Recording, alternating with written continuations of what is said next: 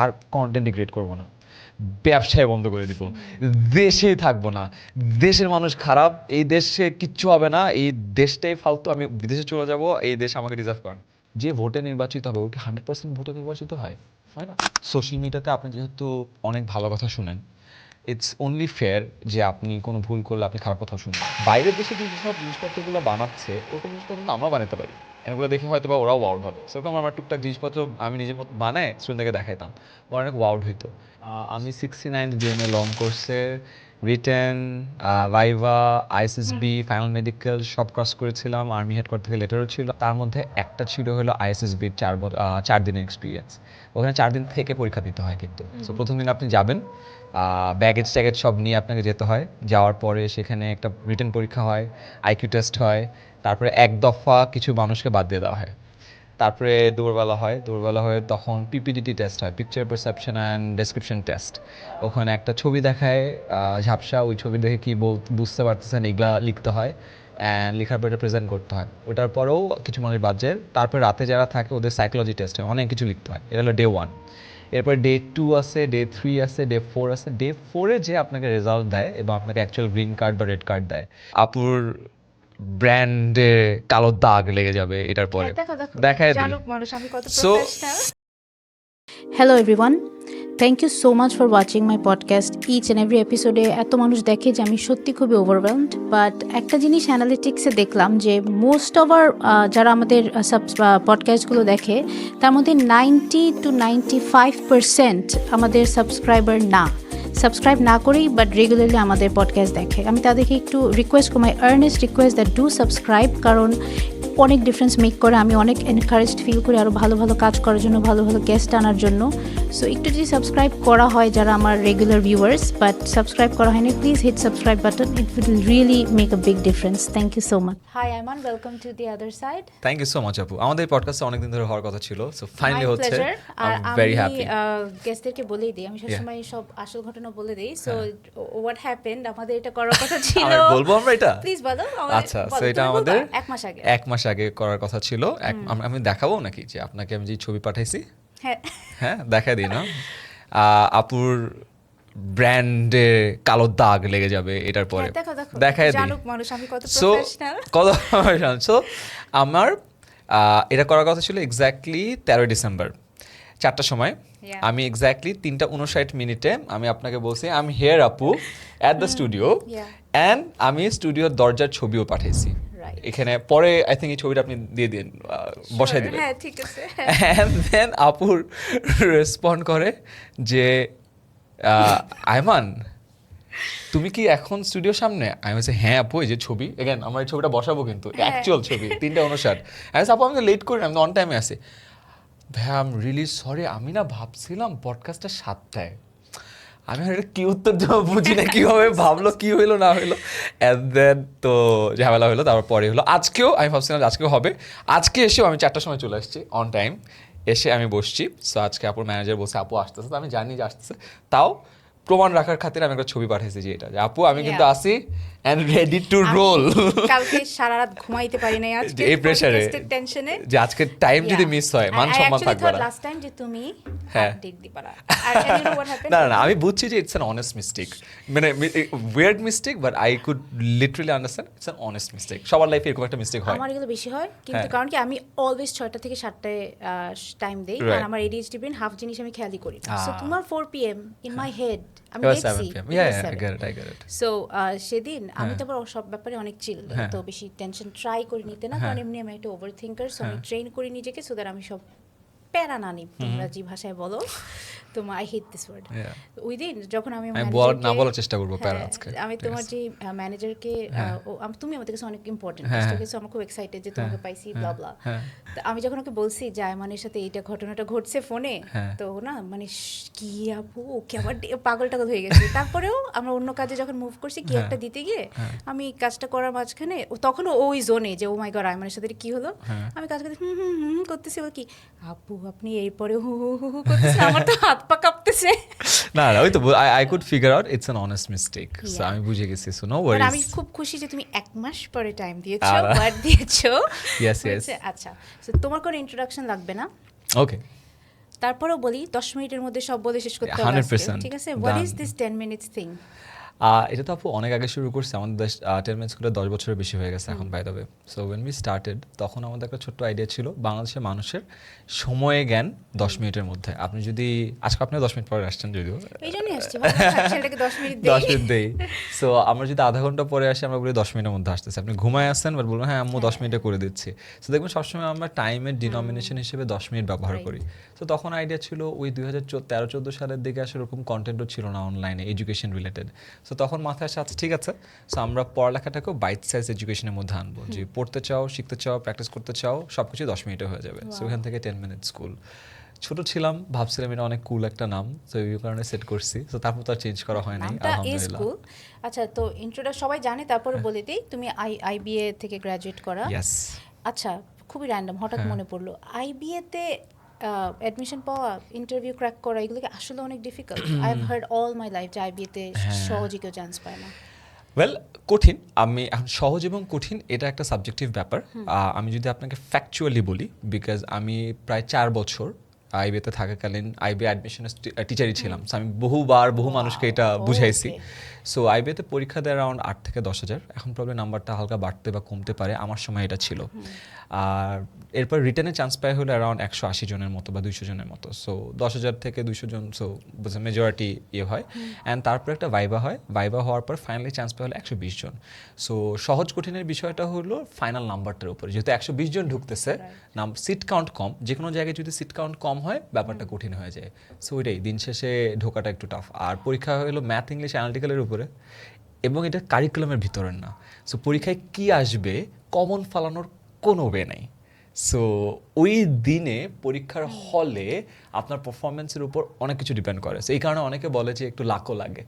So ওই কারণে অনেক ভালো স্টুডেন্ট দেখা যায় যে পরীক্ষার দিনটা খারাপ করছে অ্যান্ড দেন ধ্বংস হয়ে গেছে। আর ভাইবাটাতে বেশি ভয় পায় সবাই। ভাইবাটা অনেক ভয় পায়, এবং ভাইবাটা কষ্টকর বিষয় হলো এই কারণে যে মনে করেন 180 জন ভাইবার জন্য ডাক পেলো, 60 জন বাচ্চা চান্স পাইলো না। আমি বাচ্চা বলে ফেললাম বিকজ মনে হয় অনেক বড় হয়ে গেছি। সো তাদের জন্য অনেক কষ্টকর যে শেষ মুহূর্তে এসে বাদ পড়ে। বাট ভাইবাটা অত কঠিনও কিছু হয় না, যদিও ভাইবাটা ডিপেন্ড করে যে আপনি কোন বোর্ডে পড়তেছেন। একটা বোর্ডে সবার ভাইবা হয় না, 5-6টা বোর্ড হয়, প্রতিটা বোর্ডে মনে করেন 15-20 জন করে ভাইবা দেয় আর কি। সো আপনার ভাইবা বোর্ডে 3 থেকে 4 জন ফ্যাকাল্টি মেম্বার্স থাকে। 3 থেকে 4 জন ফ্যাকাল্টি মেম্বার্স একটা আইবিএর ক্লাসরুমেই বসা থাকে। আপনি ঢুকবেন, ঢোকার পরে ফাঁকা জায়গা থাকবে, আপনি এসে বসবেন। সো ওই জায়গাটা একটু নার্ভাস লাগে, তার কারণ হলো ইউজুয়ালি এইচএসসি লাইফ পর্যন্ত কেউ কখনো ভাইবা দেয় নাই। মেজরিটি স্টুডেন্টের ক্ষেত্রে এটা লাইফের প্রথম ভাইবা। সো তখন সবার একটা নার্ভাসনেস কাজ করে। অ্যান্ড দেন সামনে দেখবেন 4টা ঢাকা ভার্সিটির আইবিএর প্রফেসর আপনাদের এইভাবে এইভাবে তাকাচ্ছে, কেউ চশমাগুলো তাকাচ্ছে, কেউ কথা বলতেছে না। সো ফার্স্ট 1-1.5 মিনিট মানে হাতের ঘাম চড়ে যায়, অনেক নার্ভাস লাগে। অ্যান্ড আমার মতো যারা বাংলা মিডিয়ামের স্টুডেন্ট তাদের জন্য একটা কঠিন বিষয় হলো পুরো ভাইবাটা মেজরিটি টাইমে ইংলিশে হয়। তো আমরা তো আসলে সচরাচর ইংলিশে কথা বলার ব্যাপারে আসলে অভ্যস্ত না, বা আমরা কখন ইংলিশে ভাইবা তো দিই নাই, ইংলিশে প্রেজেন্টেশনও দিইনি। সো প্রথমবার ভাইবা দিচ্ছি, তারপর আবার ইংলিশে, ব্যাপারটা একটু কঠিন হয়ে যায়। সো এটার কারণেই মানুষ বলে যে আইবিএর ভাইবাটা একটু টাফ। বাট কোয়েশ্চেন্স আমি বলবো না যে কোয়েশ্চেন সহজ কঠিন দুটোই হয়। তোমাকে কোর্সে এরকম 2-3টি দু একটা? আচ্ছা, আমি অনেক আগে, বাট তাও তখনকার সময়ের কমন কিছু কোয়েশ্চেনই করছিল যে তুমি সায়েন্সের স্টুডেন্ট, তুমি বিজনেস পড়তে আসতেছো কেন? So that was one question. Second question ছিল যে আইবিএ থেকে পড়ে তুমি কি করবা, তোমার লাইফের প্ল্যান কি? এটা ছিল সেকেন্ড কোয়েশ্চেন। থার্ড হলো আইবিএতে কী পড়ে এটার ব্যাপারে তোমার কোনো জানা আছে? কয়টা সাবজেক্ট আছে বলো তো, এবং কয়েকটা সাবজেক্টের নাম বলো। এই কোয়েশ্চেনটার মনে হয় অ্যান্সার দিতে একটু ফল্টার করছিলাম। বাকি দুটো কোয়েশ্চেনের অ্যান্সার একদম একদম মুখস্থ ছিল, মানে প্রিপারেশন নিয়ে গেছিলাম।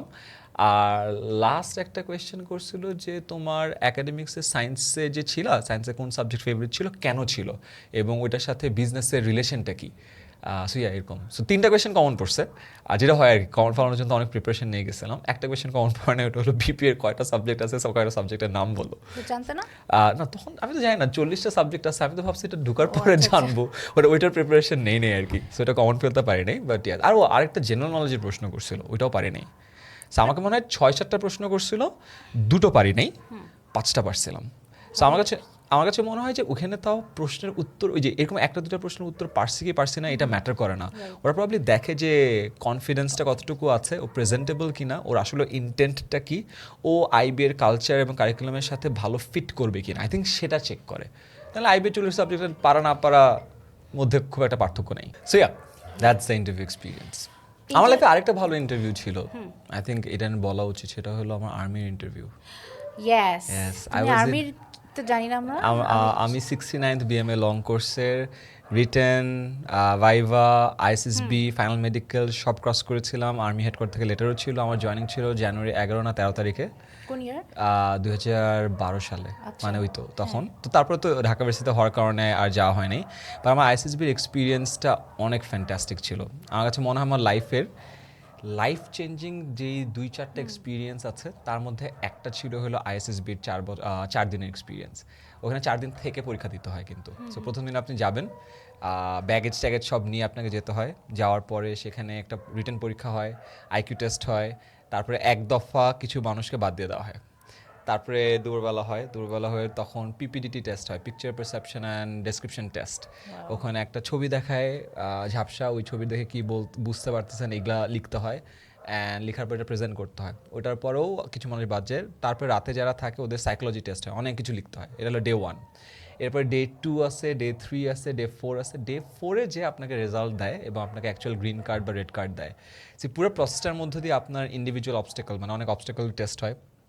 আপনার পিজিটি এইচজিটি হয়, progressive group task, half group task. আপনি যে রোডিজ দেখছেন না, বিভিন্ন টাস্ক দেয়, সেরকম টাস্ক দেয় যে টাস্কগুলো আপনাকে করতে হয়। প্রোগ্রেসিভ গ্রুপ টাস্ক মানে একটা লেভেল বাই লেভেল প্রোগ্রেস করতে হয়। তারপর আবার টিমটাকে হাফ করে দেয়, এইচজিটি বলে, হাফ গ্রুপ টাস্ক। আমি জানি এখন ওইটা আছে কিনা। তারপর একটা দেয় কমান্ড টাস্ক, আপনি টিম সিলেক্ট করবেন, আপনি কমান্ড করবেন, আপনার কমান্ডে ওরা বাকি কাজগুলো করবে। স্ট্র্যাটেজির একটা পার্ট থাকে।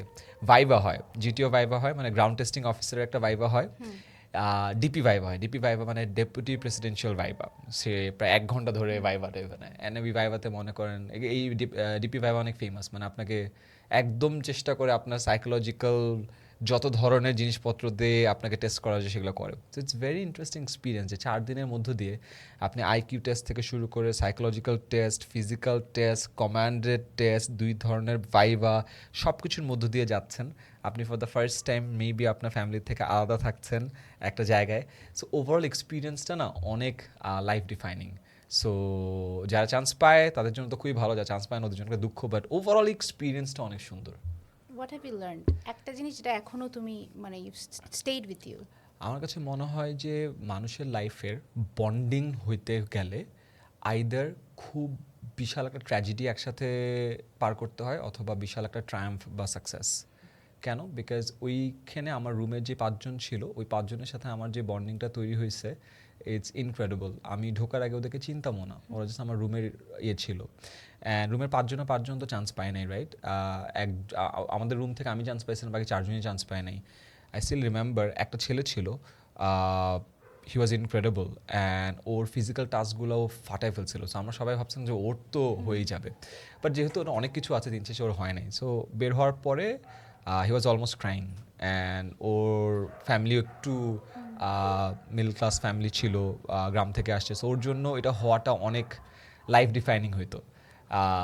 সো আমার লাইফে আমি কখনো একেবারে চরম খুশির মুহূর্ত থেকে ওর কান্না দেখে একেবারে অলমোস্ট কান্নার মতো একটা অবস্থা হয়েছিল। সো এরকম চেঞ্জ আমি কখনো হইনি। সো এরকম লাইফে তো অনেক জিনিস দেখছি, রাইট? বাট ওই বন্ডিংটা ইজ সামথিং যেটা একসাথে 4 দিনের ওই যে সাফারিং গেছে না, যে অনেক ফিজিক্যাল অ্যান্ড মেন্টাল স্ট্রেসের মধ্যে দিয়ে গেছি, ইটস ভেরি ইন্টারেস্টিং। সো এটা একটা গুড জিনিস। এই কারণে দেখবেন ক্যাডেটের ফ্রেন্ডশিপ অন্য লেভেলের হয়, বিএমএ বা ডিফেন্সে যারা ফ্রেন্ডশিপ হয় এটা অন্য লেভেলের হয়, বুড়াকাল পর্যন্ত থাকে। যেমন আমার ফ্রেন্ডরা আছে না, লাইক আইবিএর ফ্রেন্ডদের কথা যদি বলি, হ্যাঁ ওরা আইবিএর ফ্রেন্ডশিপের মধ্যেও আছে, বাট ওদের ক্যারেটের ফ্রেন্ডশিপ ইজ অন্য লেভেলের। দেখবেন যে এক ক্যারেটের কোনো কিছু হইলে ওরা সব ক্যারেট ঝাঁপায় পড়ে, বিকজ একই সাথে থেকে ওই যে বললাম না অনেক অ্যাগনি বা অনেক ট্রমা, অনেক প্যারা, অনেক ওদেরকে যেটা বলে আর কি যে ফিজিক্যাল জিনিসের মধ্যে দিয়ে যেতে হয়, আবার অনেক ট্রায়াম্ফ, সাকসেস, সেলিব্রেশনের মধ্যে দিয়ে যেতে হয়। এটা একটা ডিফারেন্ট বন্ড তৈরি করে। এখন where is he now? সাথে যোগাযোগ আছে? আনফর্চুনেটলি না, ফেসবুকে আছে, সো লাইফের আপডেট পাই, বাট ওই হয়ে খুব একটা কথা হয় না। কি করে এখন? জব করতেছে একটা প্রাইভেট সেক্টরে। হ্যাঁ, বাট ও তো নিশ্চয়ই তোমাকে দেখে এখন অনেক খুশি। হোপফুলি। That's nice. আচ্ছা, এখন আমাকে বলো তোমার এই যে 10 মিনিট স্কুল এটা কিন্তু আমার মনে হয় এটা রেভলিউশনের মতন, বিকজ আমাদের কিন্তু অ্যাটেনশন স্প্যানও 10 মিনিটসই সব থেকে ভালো শিখি, যত যাই বলি যে 10 মিনিটস আসতেছি যাচ্ছি, বাট 10 মিনিটস কিন্তু একটা পড়তে বসলে ফার্স্ট 10 মিনিটসে যে মনোযোগটা থাকে 10 মিনিটস পর কমতে থাকে, রাইট? এখন কিন্তু সিস্টেম চেঞ্জ হয়েছে বাচ্চাদের পড়ানোর, বলে যে অ্যাটেনশন স্প্যান যতক্ষণ থাকে পড়া, আবার একটা 5 মিনিটে গ্যাপ দাও। আমাদেরকে যাকে বলতো না 2 ঘন্টা বসে পড়বি তুই, ওইটা এখন কিন্তু এটা আমাদের মনে হয় সবার মধ্যে এটা হচ্ছে। I think attention is something যেটাতে আমরা সবাই খুব বাজেভাবে স্ট্রাগল করছি। আগে যেটা হয়তো আমি 4 ঘন্টাটা বেশি বলবো আসলে, এত না 2 থেকে 3 ঘন্টা তো টান একটা ফোকাস ওয়ার্ক করতে পারতামই। এখন দেখা যায় যে একটা ফোকাস ওয়ার্ক আধা ঘন্টা করতে গেলেও 2বার মোবাইল চেক করি, অ্যান্ড একটা ফলস সেন্স অফ ওয়ার্ক কাজ করে। আচ্ছা আমি তো একটা মেসেজ ইম্পর্টেন্ট আছে দেখে একটা উত্তর দিলাম, কাজ করলাম, বাট আসলে ওই মেসেজের না দিলেই চলে। যেটা প্রবলেম হয়েছে আমি যেটা বুঝি যে আগে যে জিনিসটা 2-3 ঘন্টা পারতাম, এখন সেটা পারি না আধা ঘন্টাও। এই কারণে আমি এখন ফোর্সফুলি নিজেকে এমন কিছু কাজ করানোর চেষ্টা করি যেই কাজে এই যে অ্যাটেনশন ধরে রাখাটা ইজ ইম্পর্টেন্ট। যেখানে একটা খুব সুন্দর কথা বলে, আপনার ভিউয়ারদের জন্য একটা মজার টপিক হতে পারে, যে সাকসেস রিকোয়ার্স বোরডম। আমি যদি এটাকে ভেঙে বলি, আপনার লাইফের যে কোনো ধরনের সাকসেস যদি পেতে হয় আপনাকে অনেক বোরিং কাজ করতে হয় এবং অনেক বেশি। ফর এক্সাম্পল ফুটবলার্স যারা অনেক ভালো ফুটবল খেলে, ওরা কিন্তু প্রতিদিন অনেক বোরিং ওয়ার্কআউট করে, বোরিং ড্রিলস করে, একই বল বলের সাথে মারতে থাকে, রাইট? যত মারবেন তত আপনার বল পাস দেওয়া রিসিভ করাটা ইজিয়ার হয়। সো এই বোরিং কাজটা ওরা হাজার না লাখ বার করে জন্য দিন শেষে ওই ফুটবল ম্যাচের 90 মিনিটস ওরা ভালো খেলে। অর ফর এক্সাম্পল একটা ফেমাস এক্সাম্পল আছে উসেন বোল্ট, যেমন ওর যে অলিম্পিকের মেডেলগুলো জিতছে, কত 200 সেকেন্ড 300 সেকেন্ড দৌড়াইছে, এতগুলো গোল্ড মেডেল পাইছে, বাট ওই 200-300 সেকেন্ড দৌড়ানোর জন্য ও কিন্তু হাজার সেকেন্ডস বা হাজার দিন লিটারেলি ট্র্যাকে পড়েছিল, অ্যান্ড বোরিং একা মাঠে জাস্ট দৌড়াইছে। তো যে কোনো ধরনের সাকসেস পাওয়ার জন্য আমার কাছে মনে হয় বোরিং কাজ করার ক্ষমতা আপনার থাকতে হয়। আপনি যদি বোরিং কাজ ডিসিপ্লিনের সাথে অনেক বেশি দিন করতে পারেন, তাহলে দিন শেষে আপনি সাকসেসফুল হবেন। So Haynes success requires boredom.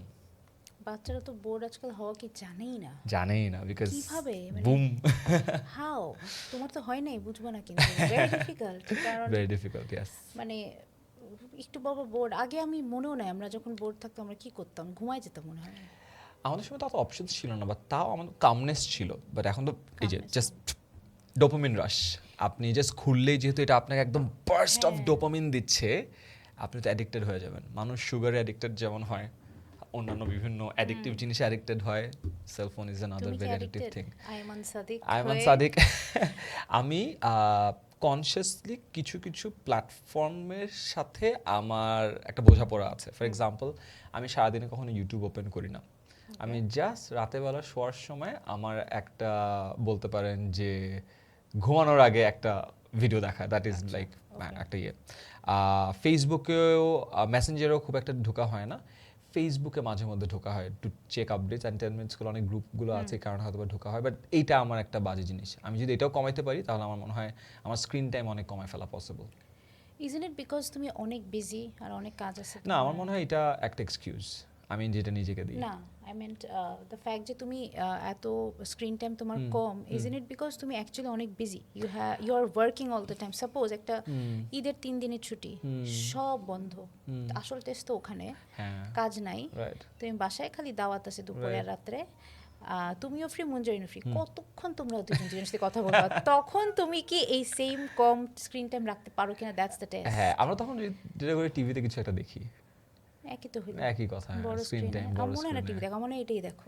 না, আমরা টিভিতে কি শর্টস দেখো? টিভিতে শর্টস দেখি, টিভিতে দেখলে নেটফ্লিক্স দেখি।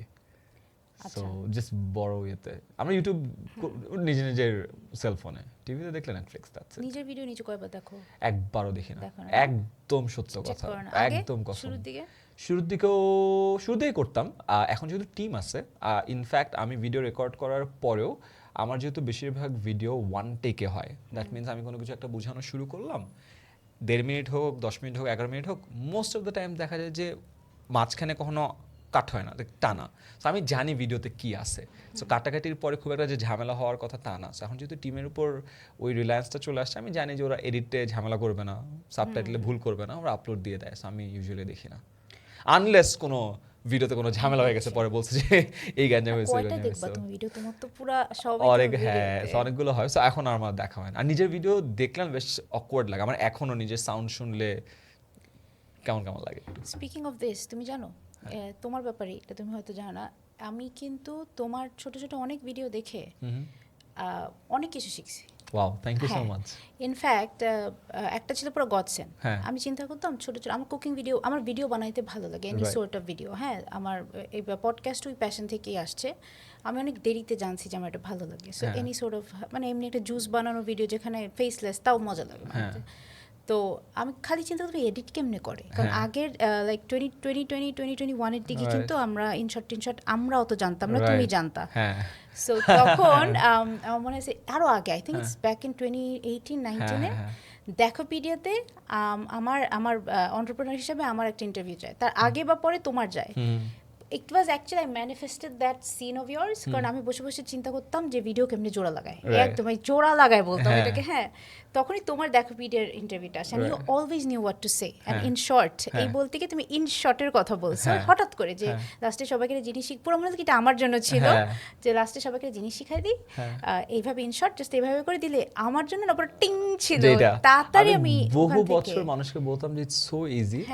এখন তো মানুষ ক্যাপকাটে বেশি করে, বাট আমাদের ওই সময় ইনশর্ট অ্যাপটা was brilliant, Canva app is brilliant. আমার কাছে মনে হয় যে গ্রাফিক ডিজাইন বলে না, ভিডিও এডিটিং, অফকোর্স এটার অনেক লেয়ারে লেয়ারে অনেক অ্যাডভান্স করা পসিবল, বাট আবার শুরু করার ক্ষেত্রে যদি আপনার কেউ না থাকে, আপনার 2-3টা ফ্রি সফটওয়্যার বা অ্যাপ দিয়ে আপনি চাইলে স্টার্ট করতে পারেন। ইন শর্ট গুড ইনাফ, তোমার যদি শর্টগুলো ঠিক থাকে জাস্ট দাও, কনফিডেন্স বিল্ড একটা দাও আগে, এটাই তুমি বলছো যে আগে জাস্ট করো শুরুটা। এবং মানুষের লাইফে এটা আমি সবসময় বলি যে কোনো জিনিসের ফার্স্ট স্টেপটা অনেক কঠিন, যে 0 এখানে আছেন, 1টা অনেক কঠিন। একবার যখন 1 হয়ে যায়, প্রথম ভিডিও দিয়ে দেওয়া হয়, সেকেন্ড থার্ড ফোর্থে কেউ আটকায় না, বাট ওই 0 to 1-এ প্রচুর আটকায়। হ্যাঁ, দ্যাট রিয়েলি হেল্প। আমি সাথে সাথে ইনশর্ট ডাউনলোড করে হাবিজে ভিডিও বানাতাম। ক্যাপকাট সেদিন শিখলাম, আমার ছেলে শিখেছে, তুমি এখনো ইনশর্ট ক্যাপকাট ইউজ করো, তখন আমি সেদিন আমি ক্যাপকাটে সব মানে সবকিছু দেয়াই থাকে, জাস্ট টেমপ্লেটের মধ্যে ফেললে ইজি হয়ে যায়। তো that I learn from you. And also তোমার সাথে আমার আগে যে আমাদের রেস্টুরেন্টে দেখা হয়েছিল, এভরি টাইম তোমার সাথে আমার দেখা হয়েছে, কিছু একটা শিখাও তুমি আমাকে। Wow, thank you so much. তখন জানি কি একটা শিখাইছিলা আমার ছেলে পড়ানোর ব্যাপার, এভরি টাইম আমি একটা কিছু শিখাই। আমি তো টিচার, সো আমার মনে হয় যে ওই ভিতরে ওই জিনিসটা কাজ করে, যে কারো কিছু একটা শিখাইতে হবে। না, এটাতে এখন আমি নেক্সট কোয়েশ্চেনটা ছিল, সেটা হচ্ছে যে টিচার হোক, তুমি টিপিক্যাল টিচার না, ওকে, তুমি এমন একটা টিচার যে অ্যাকচুয়ালি জানে কার কোনটা দরকার, এক লাইনে শিখাই দিতে পারো, অ্যান্ড তোমার বয়স অত বেশি না। আমার যেটা চিন্তা করছি, ওয়েন ইউ আর স্টুডেন্ট, যখন তুমি ছোট ছিলা, তোমার কি তখনও মনে হতো যে আমাদের দেশের স্কুলে ওর ইভেন ধরো পড়ানোর সিস্টেম বলতে কিন্তু পুরো এডুকেশন বোর্ড না, দ্য ওয়ে দে টিচার্স বা টিচারগুলা, তাদের মধ্যে কি কোনো গ্যাপ দেখে তুমি ছোটবেলায় ফিল করতে যাই বেশ এভাবে না ওভাবে শিখালে তুমি আরো বেটার শিখতে, তখন থেকে কি ভিতরে এই জিনিসটা আসছে? যখন স্টুডেন্ট ছিলাম তখন না, বা যখন স্টুডেন্ট পড়ানো শুরু করছি তখন, বিকজ আমি 2011 সালে এইচএসসি পাস করি, তখন এইচএসসি পাস করার পরে 2011 সালের লাস্টের দিকে আমার টিউশন শুরু হয়। সো আমি ফার্স্ট টিউশন, আমি বাংলা মিডিয়ামের স্টুডেন্ট ছিলাম, বাট আমার ফার্স্ট টিউশন আমি পাই হলো একটা ইংলিশ মিডিয়ামের স্টুডেন্টকে পড়াতে হবে, ক্লাস 8-এ ছিল। সো ইউজুয়াল এডএক্সেল কারিকুলামের জিনিসপত্র। সো যেহেতু আমি নিজে ইংলিশ মিডিয়াম ব্যাকগ্রাউন্ডে ছিলাম না, ওটা পড়ানোর জন্য আমাকে একটু রিসার্চ করতে হতো, যে আচ্ছা দেখি তো, but maths science basic English তো পারি, অসুবিধা নাই, বাট ওদের বই তো ডিফারেন্ট, ওদের পরীক্ষা হয় ডিফারেন্ট সিস্টেমে। তখন আমি আস্তে আস্তে ইউটিউবে অনেক কন্টেন্ট আবিষ্কার করলাম, যে আচ্ছা এটা এইভাবে পড়ানো যায়, ওইভাবে পড়ানো যায়। তখন আমি ও ওয়াও, কারিকুলামটা এক ইন্টারেস্টিং, দ্বিতীয়ত হলো পড়ানোর ওয়েটাও অনেক ইন্টারেস্টিং, ওরা অনেক এক্সাম্পলস দেয়, ভিডিওস দেয়, অ্যানিমেশনস দেয়। তো তখন আমার একটা মোবাইল ছিল, ওই মোবাইলটা অফকোর্স এত আধুনিক কিছু ছিল না, আমার স্টুডেন্ট যে ছিল ওকে দেখাতাম, দেখো জিনিসটা ভিডিও যে এরকম, এই যে দেখো এই অ্যানিমেশনটা, ও খুব ওয়াও, বাইরে তো অনেক জোস।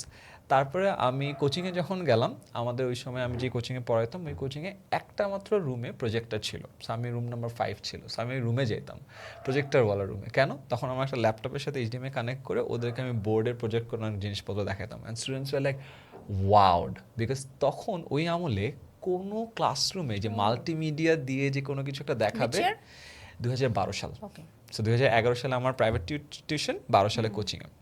তখন আমি দেখলাম যে ওয়াও, এমন না যে আমি অনেক অদ্ভুত মিরাকুলাস কিছু করছি, আমি এমন জিনিস যেটা অলরেডি ইন্টারনেটে আছে ওইটাই জাস্ট দেখাচ্ছি। বাংলাদেশের বাচ্চারা ওই জিনিসটাই কখনো দেখে নাই, and hence they are wowed. তখন আমার কাছে মনে হলো আচ্ছা ঠিক আছে, তাহলে বাইরের দেশে যেসব জিনিসপত্রগুলো বানাচ্ছে ওরকম জিনিসপত্র তো আমরা বানাতে পারি, এগুলো দেখে হয়তো বা ওরাও ওয়াউড হবে। সেরকম আমার টুকটাক জিনিসপত্র আমি নিজের মতো বানায় স্টুডেন্টদেরকে দেখাইতাম, ওরা অনেক ওয়াউড হইতো অ্যান্ড বলতো ভাই আপনি তো জিনিয়াস। এখন আমাকে লাইফে কিন্তু কেউ জিনিয়াস বলে নাই, আমার স্টুডেন্টরা ফার্স্ট আমাকে বলছে জিনিয়াস, আমারও ভালো লাগতো যে আরে ও তো জিনিয়াস টিনিয়াস বলতেছে। তখন মনে হচ্ছিল আচ্ছা এই জিনিসটাকে যদি একটু মজা করে ডিফারেন্ট ওয়েতে দেখানো যায় মানুষ অনেক পছন্দ করে।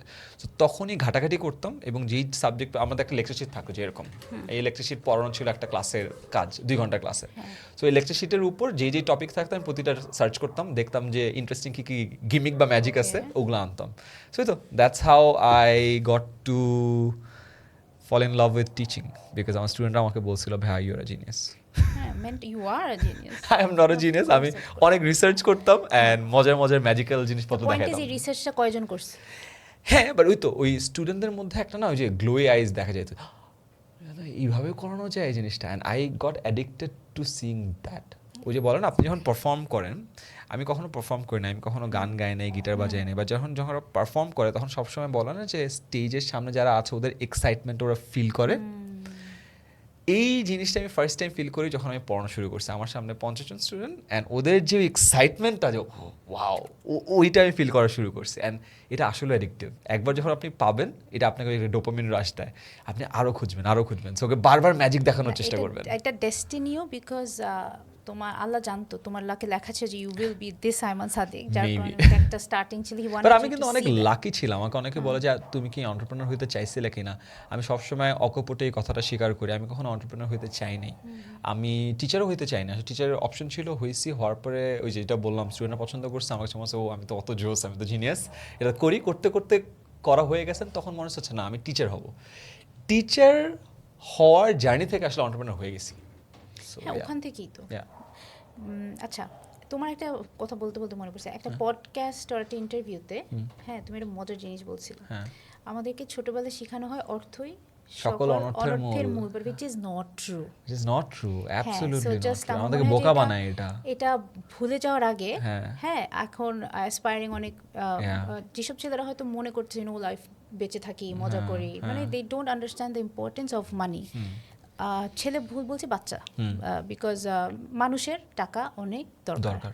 হ্যাঁ, আমি একটা genuine believer that to some extent money can buy you happiness. Yes, of maybe course. not peace, maybe not peace, I've seen many অনেক টাকাওয়ালা মানুষদের অনেক আনপিসফুল লাইফ আমি দেখি, that's different, but it can buy you it can buy you certain happiness যেটা তুমি, or it can remove the sufferings from your life যেটা আপনার লাইফের আনহ্যাপিনেস ক্রিয়েট করে। হ্যাঁ, and also কিছু আনএক্সপেক্টেড প্রবলেম, যেমন ধরো হেলথ এইসব, হেলথ ইজ সবচেয়ে ইম্পর্টেন্ট। হ্যাঁ, বাট দেন এগেন যখন এই সবচেয়ে ইম্পর্টেন্ট জিনিসটাও খারাপ হয়, এটা মানি লাগে। Money is important. হ্যাঁ, এটা কিন্তু বোঝা উচিত সবার, যে বড় হয়ে আর কিছু হোক না হোক তুমি সবার আগে ইম্পর্টেন্ট যে তুমি একটা কাইন্ড ভালো মানুষ হও, কারো ক্ষতি করো না, and earn your own money. Money is so important. আমার কাছে অনেক দুঃখ লাগে যে বাংলাদেশে আমরা কখনো আমাদের এডুকেশন কারিকুলামে এই মানি ম্যানেজমেন্টটা নিয়ে খুব একটা বেশি শেখাই না, এবং এই যে অর্থই সকল অনর্থের মূল এটা বলে দিয়ে আমরা ভাবি যে কাঁচা টাকা খারাপ, বাচ্চাদেরকে কাঁচা টাকা দিবা না। ইয়াস, আমি জানি এটার খারাপ সাইডও আছে, বাট এই যে কাঁচা টাকা দেওয়া যাবে না, টাকার কথা বলা যাবে না বাচ্চাদের সামনে, অর্থই সকল অনর্থের মূল, এগুলো বলে বলে যেটা হয় যে আমরা টাকার ব্যাপারে বাংলাদেশের স্টুডেন্টদেরকে এই 18-20 বছর হয়ে গেল ইউনিভার্সিটি লাইফে ঢোকার আগে ওদেরকে টাচই করতে দিই না, ঢুকতেই দিই না। এই কারণে ওদের idea of money is very different. আমি বিদেশে যে আমার প্রচুর বিদেশি ফ্রেন্ডের সাথে যখন কথা বলছি, আমি একটা জিনিস এটা খেয়াল করছি যে আমরা যেভাবে টাকাকে দেখি ওরা টাকাকে ওইভাবে দেখে না। আমরা অনেকক্ষণ কিন্তু টাকার পূজারি, টাকাকে প্রায় মানে অনেক সম্মান দিই যে টাকা টাকা টাকা, ওরা ভাবে যে টাকা ইজ এ টুল। এখন বলতে গেছিলাম একদম, ইটস এ টুল। টাকা হলো আমার গোলাম, আমার কাছে টাকা থাকলে আমি টাকা দিয়ে আমি যা কিছু করতে চাই এটা করবো, আমি আমার ফ্রিডমকে কিনবো, আমি আমার স্বাধীনতা কিনবো, আমার যে আনহ্যাপিনেসগুলো আছে আনহ্যাপিনেসগুলোকে সরাবো, আমার যে স্ট্রাগলগুলো আছে স্ট্রাগলগুলোকে সরাবো, আমার যে প্রিয় মানুষগুলো আছে তাদের যে চাহিদাগুলো আছে চাহিদাগুলোকে পূরণ করব, আমার চাহিদাগুলো আছে ওগুলোকে পূরণ করব, তারপরে আমাদের যে স্বপ্নগুলো আছে স্বপ্নগুলোকে পূরণ করব। সো এই যে সব কিছুর কথা বললাম, ইটস আ ভেরি ইউনিক টুল, যেই টুল দিয়ে আপনি আপনার সাফারিংও সরাইতে পারেন, আপনি আপনার হ্যাপিনেসও বাড়াতে পারেন। So it's a good tools, you need to know যে এটাকে কিভাবে ব্যবহার করতে হয়। এভাবেই it can make you happy. Suppose তোমার মা বাবার কোনো চাওয়া পাওয়া, তাদের কোনো শখ তুমি পূরণ করে দিলা, তোমার ছোট ভাই বোনের শখ পূরণ করে দিলা, তোমার বাচ্চার শখ পূরণ করলা, নিজে একটু ভালো থাকলে, আজকে ভালো লাগছে না, আচ্ছা একটু বাইরে গিয়ে একটু চটপটি, এভরিথিং রিকোয়ার্স মানি। আর আমার মনে হয় প্রবলেমটা হয় কোথা থেকে, আমাদের ছোটবেলায় টাকা হাতে দিবে না, টাকা ধরতে দিবে না, টাকা নিয়ে সবকিছুর পর যখন আমরা ধরো 18তে যদি কোনো ছোট কাজ করেও টাকা আর্ন করা হয় আমাদের দেশের বাচ্চা কাচ্চারা, হয় কি ওই যে পায় নাই, তখন এই নিজের আর্নড মানিটা পেয়েও পাগল হয়ে যায়, তখন উল্টাপাল্টা জিনিস ট্রাই করে, কারণ তো জানে না এই জিনিসটার ফিলিংটা কেমন। হ্যাঁ উল্টাপাল্টা নরমালাইজ করা হয় না ব্যাপারটাকে। মানে জিনিসটা যদি সবসময় হাতে থাকে, টাকা দিয়েই যদি আমি বুঝাই যে তুমি এটা দিয়ে ড্রাগস কিনবা না, মানে এটা যে তোমার একটা ultimate independence and it can also bring you respect, তাই না, তোমার কারোর কাছে হাত পাততে হচ্ছে না ছোটবেলায়। এইটা আমাদের স্কুল লেভেল থেকে বলতে টিচার লেভেল থেকে শেখানো উচিত বাচ্চাদেরকে, to be able to live a strong respectful life you need. এটা ভালো কথা বলছেন। স্কুলে আমাদের যেমন স্কুলে শেখায়নি, এটা আমার একটা বিশাল লিস্ট আছে একটা স্প্রেডশিটে করা, যেখান থেকে আমি প্রায়শই ভিডিও বানাই যেসব জিনিস স্কুলে শেখানোর প্রয়োজন ছিল বাট স্কুলে শেখায়নি। তার মধ্যে একটা হলো মানি ম্যানেজমেন্ট, আর দুটো কি, আর অনেকগুলো আছে আমার লিস্টে, অ্যারাউন্ড 50-এর মধ্যে আছে, আমি অনেকগুলো বলতে পারবো বাট আমার লিস্টে প্রায় টপ 5 যদি বলেন, টাকা পয়সা ম্যানেজমেন্ট শেখায় নাই, ইমোশনাল ম্যানেজমেন্ট শেখায় নাই, we don't know how to regulate our emotions. এই কারণে আমরা দেখবেন খুব দ্রুত রেগে যাই, দ্রুত হতাশ হয়ে যাই, দ্রুত মানুষকে মারতে চাই, গালি দিতে চাই। এটা থার্ড হইল কমিউনিকেশন। আমরা জানি না এগেন আমাদের ইমোশনগুলো কীভাবে প্রকাশ করতে হয়, আমাদের ভাবকে কীভাবে প্রকাশ করতে হয়। এই কারণে দেখবেন যে আমাদের সোশ্যাল মিডিয়াতে অনেক বেশি গালাগালি আছে। তার কারণ এটা না যে ও আসলে খালি গালিটাই দিতে চায়, ও আসলে গালিটা বাদে ওর মনের ভাবটাকে প্রকাশই করতে পারে না একটা লজিক্যাল ফর্মে। এই কারণে দেখা যায় যে লজিক্যাল ফর্মে যেহেতু প্রকাশ করতে পারছে না, ও এটার সহজ রাউট হিসেবে গালিটাকে বেছে নেয়। সো এটা একটা মেজর প্রবলেম। ফোর্থ হলো হেলথ। আমরা আমাদের হেলথের ব্যাপারে খুব কম জানি। আমার কাছে মনে হয়েছে একটা বেসিক হেলদি মানুষের যতটুকু জানা দরকার ততটুকু আমরা জানি না। সো এটা একটা বিশাল বিশাল প্রবলেম। অ্যান্ড লাস্ট আমি বলবো যে বিজনেসের ব্যাপারে। সো আমাদের কাছে, আমি যখন ছোট ছিলাম সায়েন্সের স্টুডেন্ট ছিলাম, তো আমি ভাবতাম বিজনেস ফ্রাউন্ড আপন, না বিজনেস কেন করবো। সো এটাকেও আমার মনে হয় পজিটিভ লাইটে দেখানো উচিত। This like my top 5। আমার একটা হোল লিস্ট আছে, ওই লিস্ট নিয়ে কথা বলতে গেলে আপনার 2-3টা পডকাস্ট লেগে যাবে। সো না যাই, তাহলে আমরা 5th থেকে স্টার্ট করি, from health. So about health, আমি যে জিনিসটা মিসকনসেপশন আমার ছোটবেলায় দেখতাম যে আমাদের দেশে মনে করা হতো যে হেলদিয়ার মানে ফ্যাট, স্বাস্থ্য ভালো ইজ গুড, মোটা বাচ্চা হচ্ছে কি ভালো, মানে খায় বাচ্চা, মানে চিকন বাচ্চা মানে খায় না, ও তো মরে যাবে, ও তো হ্যাঁ মানে না খেয়ে থাকা, বাট একটা বাচ্চা শুকনা কিন্তু দৌড়াদৌড়ি করতেছে এন্ড হ্যাপি, ওইটাই কিন্তু অ্যাকচুয়াল হেলদি বাচ্চা। আমাদের মা বাবারা মনে করে যে আমার বাচ্চা খেলেই, ওরা কি মানে খেতে দেখলেই শান্তি পেত, কিন্তু ওইটা যে কি পরিমাণে আনহেলদি, ওই যে বাচ্চাটার ফুড হ্যাবিট ওর অ্যাপিটাইট সব কিছু যে ওলট পালট হয়ে যাচ্ছে, বলে কি বড় হলে যখন নিজে বুঝবে ঠিক হয়ে যাবে। এটা কিন্তু তখন মেন্টাল হেলথ এফেক্ট কেন করে, কারণ নিজে হয়তো বুঝতেছে যে এটা ঠিক হচ্ছে না, ওর শুকানো দরকার, খেলতে পারে না, ওর হয়তো বেশি লেজি, বাট তখন ওর অ্যাপিটাইট, ওর ব্রেন তো আবার অনেক বেশি খাওয়া খেয়ে ইউজ টু, তখন কিন্তু বাচ্চাটার জন্য কষ্টকর হয়, একটা নিজের সাথে ফাইট, কার্বের প্রতি অ্যাডিক্টেড হয়ে যায়, সুগারের প্রতি অ্যাডিক্টেড হয়ে যায়, পারে না। আপনি দেখবেন বিভিন্ন দেশে কিন্তু ছোটবেলায় সুগার কন্ট্রোল করা হয়, ওদেরকে সুগার বা চিনি দেয়াই হয় না, এবং ওদেরকে ভেজিটেবলে ইউজ টু করা হয়। কারণ দেখবেন যে জাপানে স্পেশালি অনেক জায়গায় দেখা যায় যে বাচ্চারা দেখবেন ফুলকপি নিয়ে খাচ্ছে, বাঁধাকপি নিয়ে খাচ্ছে, হ্যাপিলি খাচ্ছে, বিকজ ওদের টেস্ট বাডটাকে অগমেন্ট করতে দেয় না with packaged food, with sugar based food, এবং এটার কারণে ওদের ক্রেভিংসও হয় না। একটা বাচ্চা যে হয়তো বা সুগারি ড্রিঙ্ক একবার খায়, ও আরেকবার চায়, আর ওকে যদি জীবনে আপনি না দেন, ও তো বুঝবেই না টেস্ট, চাবেই না। সো এটা একটা বড় জিনিস। সো হেলথের ব্যাপারে বলো তো কোন জিনিসটা তুমি আমাকে একটু আগে বললা, যে ইউ হ্যাভ লার্ন, বড় হয়ে তুমি রিয়েলাইজ করছো হেলথের ব্যাপারে, একদম ইন শর্ট 2-3টা জিনিস যে তুমি শিখলা, যেটা তোমারটা শুনে এখন আরো অনেকে শিখতে পারবে। ইন্টারেস্টিং। সো আমার বয়স যখন 30 হয়, তখন থেকে আমি হেলথের ব্যাপারে একটু কনসিয়াস হই। তার কারণ হলো আমার জিমের আমার যে নিউট্রিশনিস্ট আছে, সে আমাকে বলেছে, ভাইয়া আপনার বয়স কত? আমি 30 হয়েছি। ওনার বলছে, হাই ভাইয়া, আপনি তো এখন এমন একটা জায়গায় আছেন, এখান থেকে খালি নিচের দিকে যাবেন। আমি বলছি, কেন? আপনি ছেলে মানুষ, প্রতি বছর এখন 1% করে আপনার টেস্টোস্টেরন কমবে, এবং ছেলেদের হরমোন রেগুলেশনের জন্য টেস্টোস্টেরন অনেক ইম্পর্টেন্ট। আপনার তো অবস্থা খারাপ, আপনি কিন্তু এখন থেকে বেশ সিরিয়াস হয়ে যান। কেন জানি ওই জিনিসটা আমাকে, যেটা হয় না যে আরেকটু রিসার্চ করতে প্রভোক করছে। সো তখন আস্তে আস্তে রিসার্চ করা শুরু করছি, এবং এখন অ্যালগোরিদম এমন, আপনি যে জিনিস রিসার্চ করবেন, দুইটা ভিডিও দেখবেন, ইউটিউব ফেসবুক ভাববে যে আপনি এটার ব্যাপারে গবেষণা করতেছেন, আপনাকে আস্তে আস্তে এইটাই দেখাবে না। তুমি 10 সেকেন্ড তাকায় থাকো, এমন একটা জিনিস নিয়ে যেটা তুমি হেট করো ওইটাই আসতে থাকে। তো এখন যেটা হয়েছে যে টানা অনেক এই টাইপের জিনিস আসতে থাকে। তো আমি যদি বলি আমার বয়সে যারা আছে তাদের জন্য কয়েকটা একদম বেসিক জিনিস যেটা আমার মনে হয় আগে জানলে ভালো হতো। একটা হলো প্রোটিন ইনটেক। আমি এটা শিখছি নতুন। হ্যাঁ, প্রোটিন ইনটেক হলো, প্রোটিন আপনার মাসল বিল্ড করতে হেল্প করে, মাসলের রিকভারি করতে হেল্প করে। আপনি জানেন কি জানি না, আমি একটা রিসার্চে দেখলাম বাংলাদেশ হলো পৃথিবীর একদম লাস্টের দিকের দেশ যাদের প্রোটিন ইনটেক সব থেকে কম, এবং এটার কারণে আমাদের মাসল ম্যাস কিন্তু অনেক কম। আমরা জেনেটিক্যালি আমাদের মাসল ম্যাসের অবস্থা খুব একটা ভালো না। সো এইটা আমি অনেক পরে জানছি। সো নর্মালি গবেষণা বা রিসার্চে বলে যে আপনার বডি ওয়েট যদি লেটস সে 70 কেজি হয়, 70 গুণন 1 মানে 70ই, অ্যাটলিস্ট 70 গ্রাম। আপনার বডি ওয়েট যদি 70 কেজি হয়, আপনার অ্যাটলিস্ট 70 গ্রাম প্রোটিন খাওয়া উচিত। আর যদি আপনি রেগুলারলি অ্যাক্টিভ থাকেন তাহলে 70 কেজি ইন্টু 2 মানে 140 গ্রাম প্রোটিন খাওয়া উচিত। সো এটা কিন্তু আমরা খাই না। অ্যান্ড আমি যদি বলি ইউজুয়াল প্রোটিনের সোর্স বাংলাদেশে হলো ডিম, মাছ, মাংস, এগুলো। একটা ডিমে 6 গ্রাম প্রোটিন থাকে। 100 গ্রাম চিকেন ব্রেস্টে মানে একদম খাসা মাংসতে 30 গ্রাম প্রোটিন থাকে। মাছ ভেদে 20 থেকে 100 গ্রাম মাছ, বিভিন্ন মাছ ভেদে 20 থেকে 25 গ্রাম প্রোটিন থাকে। সো আপনি হিসাব করে দেখেন আপনার দৈনিক প্রোটিনের ইনটেকটা আপনার যেটা দরকার এটা হয় না।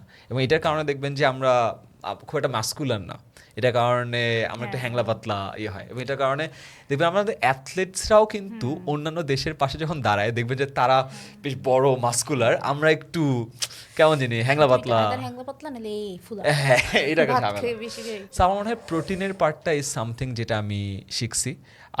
2 নাম্বার হইল I think water consumption, hydration is very important. এটা খারাপ, বাট খুব খারাপ একটা অভ্যাস হলো আমার যে অজু ধরে রাখার জন্য পানি কম খায়, বিকজ এক অজুতে অনেকগুলো নামাজ পড়া যায়। বাট এটা দেখলাম এটা খুবই খারাপ। Hydration is very important. একটা গোল্ডেন ট্রায়াঙ্গেল, দিন শেষে ইটস লাইক 3 থিংস। আপনার ফুড হ্যাবিট ঠিক করতে হবে, আপনার স্লিপ ঠিক করতে হবে, আপনার অ্যাক্টিভিটি বা এক্সারসাইজ ঠিক করতে হবে। আপনার তিনটার যে কোনো একটাতেও যদি গাফিলতি থাকে বা ঝামেলা থাকে, আপনি আইডিয়াল আপনার যে হেলথ স্ট্যান্ডার্ড আছে সেটা মেনটেন করতে পারবেন না। এবং আমরা যদি আমাদের সবার লাইফ অডিট করি দেখবো যে আইদার তিনটার মধ্যে অ্যাটলিস্ট একটা, অনেকের ক্ষেত্রে তিনটারই ধ্বংস অবস্থা। খাওয়া দাওয়াও ধ্বংস অবস্থা, প্রোটিন ইনটেক ঠিকঠাক নাই, ধ্বংস, অনেক রাতেবেলা খাচ্ছি, এক্সারসাইজও আমাদের করা হয় না, ঘুমের অবস্থা তো আমাদের সবারই 12টা। সো এই তিনটাতে যে খুব ঝামেলা হবে, এবং এইটা হেলথের উপর অনেক বাজেভাবে ইম্প্যাক্ট ফেলে, অনেক বাজেভাবে। অ্যান্ড এক্সারসাইজ এত কঠিন না, অনেকে ভাবে এক্সারসাইজ বলতে জিম। আমি খুব রিসেন্টলি 3টা ভিডিও বানাইছি। একটা হলো দৌড়ের উপরে, একটা হলো কিভাবে ফ্রি হ্যান্ড এক্সারসাইজ করা যায় একটা জিমের উপরে। করার রিজন হলো আমি 2-3 বছর টানা এটা অনেক করার পর আমার কাছে মনে হয়েছে ফাইনালি আমি বুঝছি কিছু একটা। তাও আমি নিজে বোঝানোর চেষ্টা করিনি, এক্সপার্টদেরকে এনে ওদেরকে দিয়ে শিখাইছি। And it help me a lot in my journey. In last 3 years আমার কাছে মনে হয়েছে যে আমি 28-29 বছর বয়সে আমি যেরকম ফিট ফিল করতাম, এখন আমার বয়স 33, আমি আরও বেটার এনার্জি ফিল করি আর কি। Once you know the importance and এইসবের সাইড এফেক্ট, তখন আসলে আর পিছিয়ে যাওয়া যায় না। তুমি যদি একটা সাধারণ নর্মাল সেন্সিবল মানুষ হও, তুমি পারবা না। আমার গিল্টি ফিল কাজ করে। আমার এখনো আমার I have a long way to go, but কিছু জিনিস কারেক্ট করেও ইট হেল্পড। আমি যেমন আগে সুগার এখনো খাই, বাট কমছে। বাট আরেকটা জিনিস কিন্তু বেশি সোডিয়াম, বেশি লবণও কিন্তু খাওয়া খুব খারাপ। ওই যে বলো না 3 white poison, sugar, salt and rice. এই 3টে হোয়াইট পয়জন, যত কমানো যায় তত ভালো। হোয়াইট পয়জনের মধ্যে মনে হয় আমার হোয়াইট ব্রেড যেগুলো না, গ্লুটেন, ওগুলা বেশি খারাপ। রাইস এতটুকু ডেইলি দুপুরে, অনেক বলেন বাঙালি ভাত না খেয়ে থাকতে পারে না। ইনডেক্স এন্ড अगेन আমি ওই দিকে না যাই, বিকজ আমরা যেহেতু হেলথের এক্সপার্ট না, আমরা ওই দিকে যাব না। না, আমি যে বললাম কারণ মাঝখানে পুরো কার্ব ছেড়ে দেওয়ার চেষ্টা করছি, দেন ইট গট রিয়েলি ডিফিকাল্ট। ওটা তো আবার ঝামেলা, আপনি যদি কার্ব একেবারে ব্যথা হয় এন্ড দেন মাথা ঘোরায়, তো একেবারে বন্ধ করা তো যাবে না। সো ওই জন্য আমি দেখলাম যে হোয়াইট ব্রেডের থেকে যদি তুমি এতটুকু ভাত যে আগের দিন রাতে গরম করে এটা গ্লাইসেমিকটা কমায় একটু যদি খাও উইদাউট কম ঝোল, দেন ইট হেল্পস। মানে এটা তুমি তখন ফুল বানা। বাট अगेन আমাদের যেহেতু we are not health experts, আমাদের আপনি যেটা বললেন যে ফিউ থিংস যেটা আগে জানলে ভালো হতো, this are the few things. But আমার কথা হলো এই পডকাস্ট থেকে আমাদের কোনো কথাকেই একেবারে হেলথের মেট্রিক হিসেবে ধরে কোনো কাজ করা উচিত না। আমার মনে হয় এই পডকাস্ট থেকে আমরা যেটা দেখতেছি বা শুনতেছি, এটা জানার পর যদি আপনি ওইটুকু ইন্টারেস্ট জাগে যাচ্ছে একটু ঘেটে দেখি তো, রিসার্চ করি, that is very important. Because আমি আরেকটা জিনিস যেটা ফিগার আউট করছি সেটা হলো ওয়ান সাইজ ফিট অল সলিউশনটা আসলে হেলথে খুব একটা যায় না। এক একজনের জন্য আসলে একটু কাস্টমাইজড সাজেশনস দরকার, এবং এটার জন্য আমি ফাইনাল একটা সাজেশন দিব। যেমন আমি 2-3টা কাজ করছি, এটা হেল্প করছে। একটা হলো আমার ফিজিক্যাল কিছু জায়গায় ইনজুরি ছিল, ইনজুরি তো ঠিকঠাক হয়ে যাবে, বাট কিছু ইনজুরি ঠিকঠাক হয় না। সো যেটা করছি, আমি রিহ্যাব সলিউশনে গেছি, যেখানে আপনাকে বিভিন্ন ধরনের প্র্যাকটিস করায়, আপনাকে দেখায় যে আপনি এই ড্রিলগুলো করবেন, এটা করবেন, সো এই মুভমেন্টসগুলো শিখায় দেয়। It's very important. সো এটা হলে দেখবেন আপনার রিকভারি ফাস্টার হয়। দ্বিতীয়ত হলো আপনার একটা বডি স্ক্যানার টাইপের একটা জিনিস আছে, যেটা আপনার ফুল বডির সব কিছু বলে দেয়, যে আপনার ফ্যাট পার্সেন্টেজ কত, মাসল পার্সেন্টেজ কত।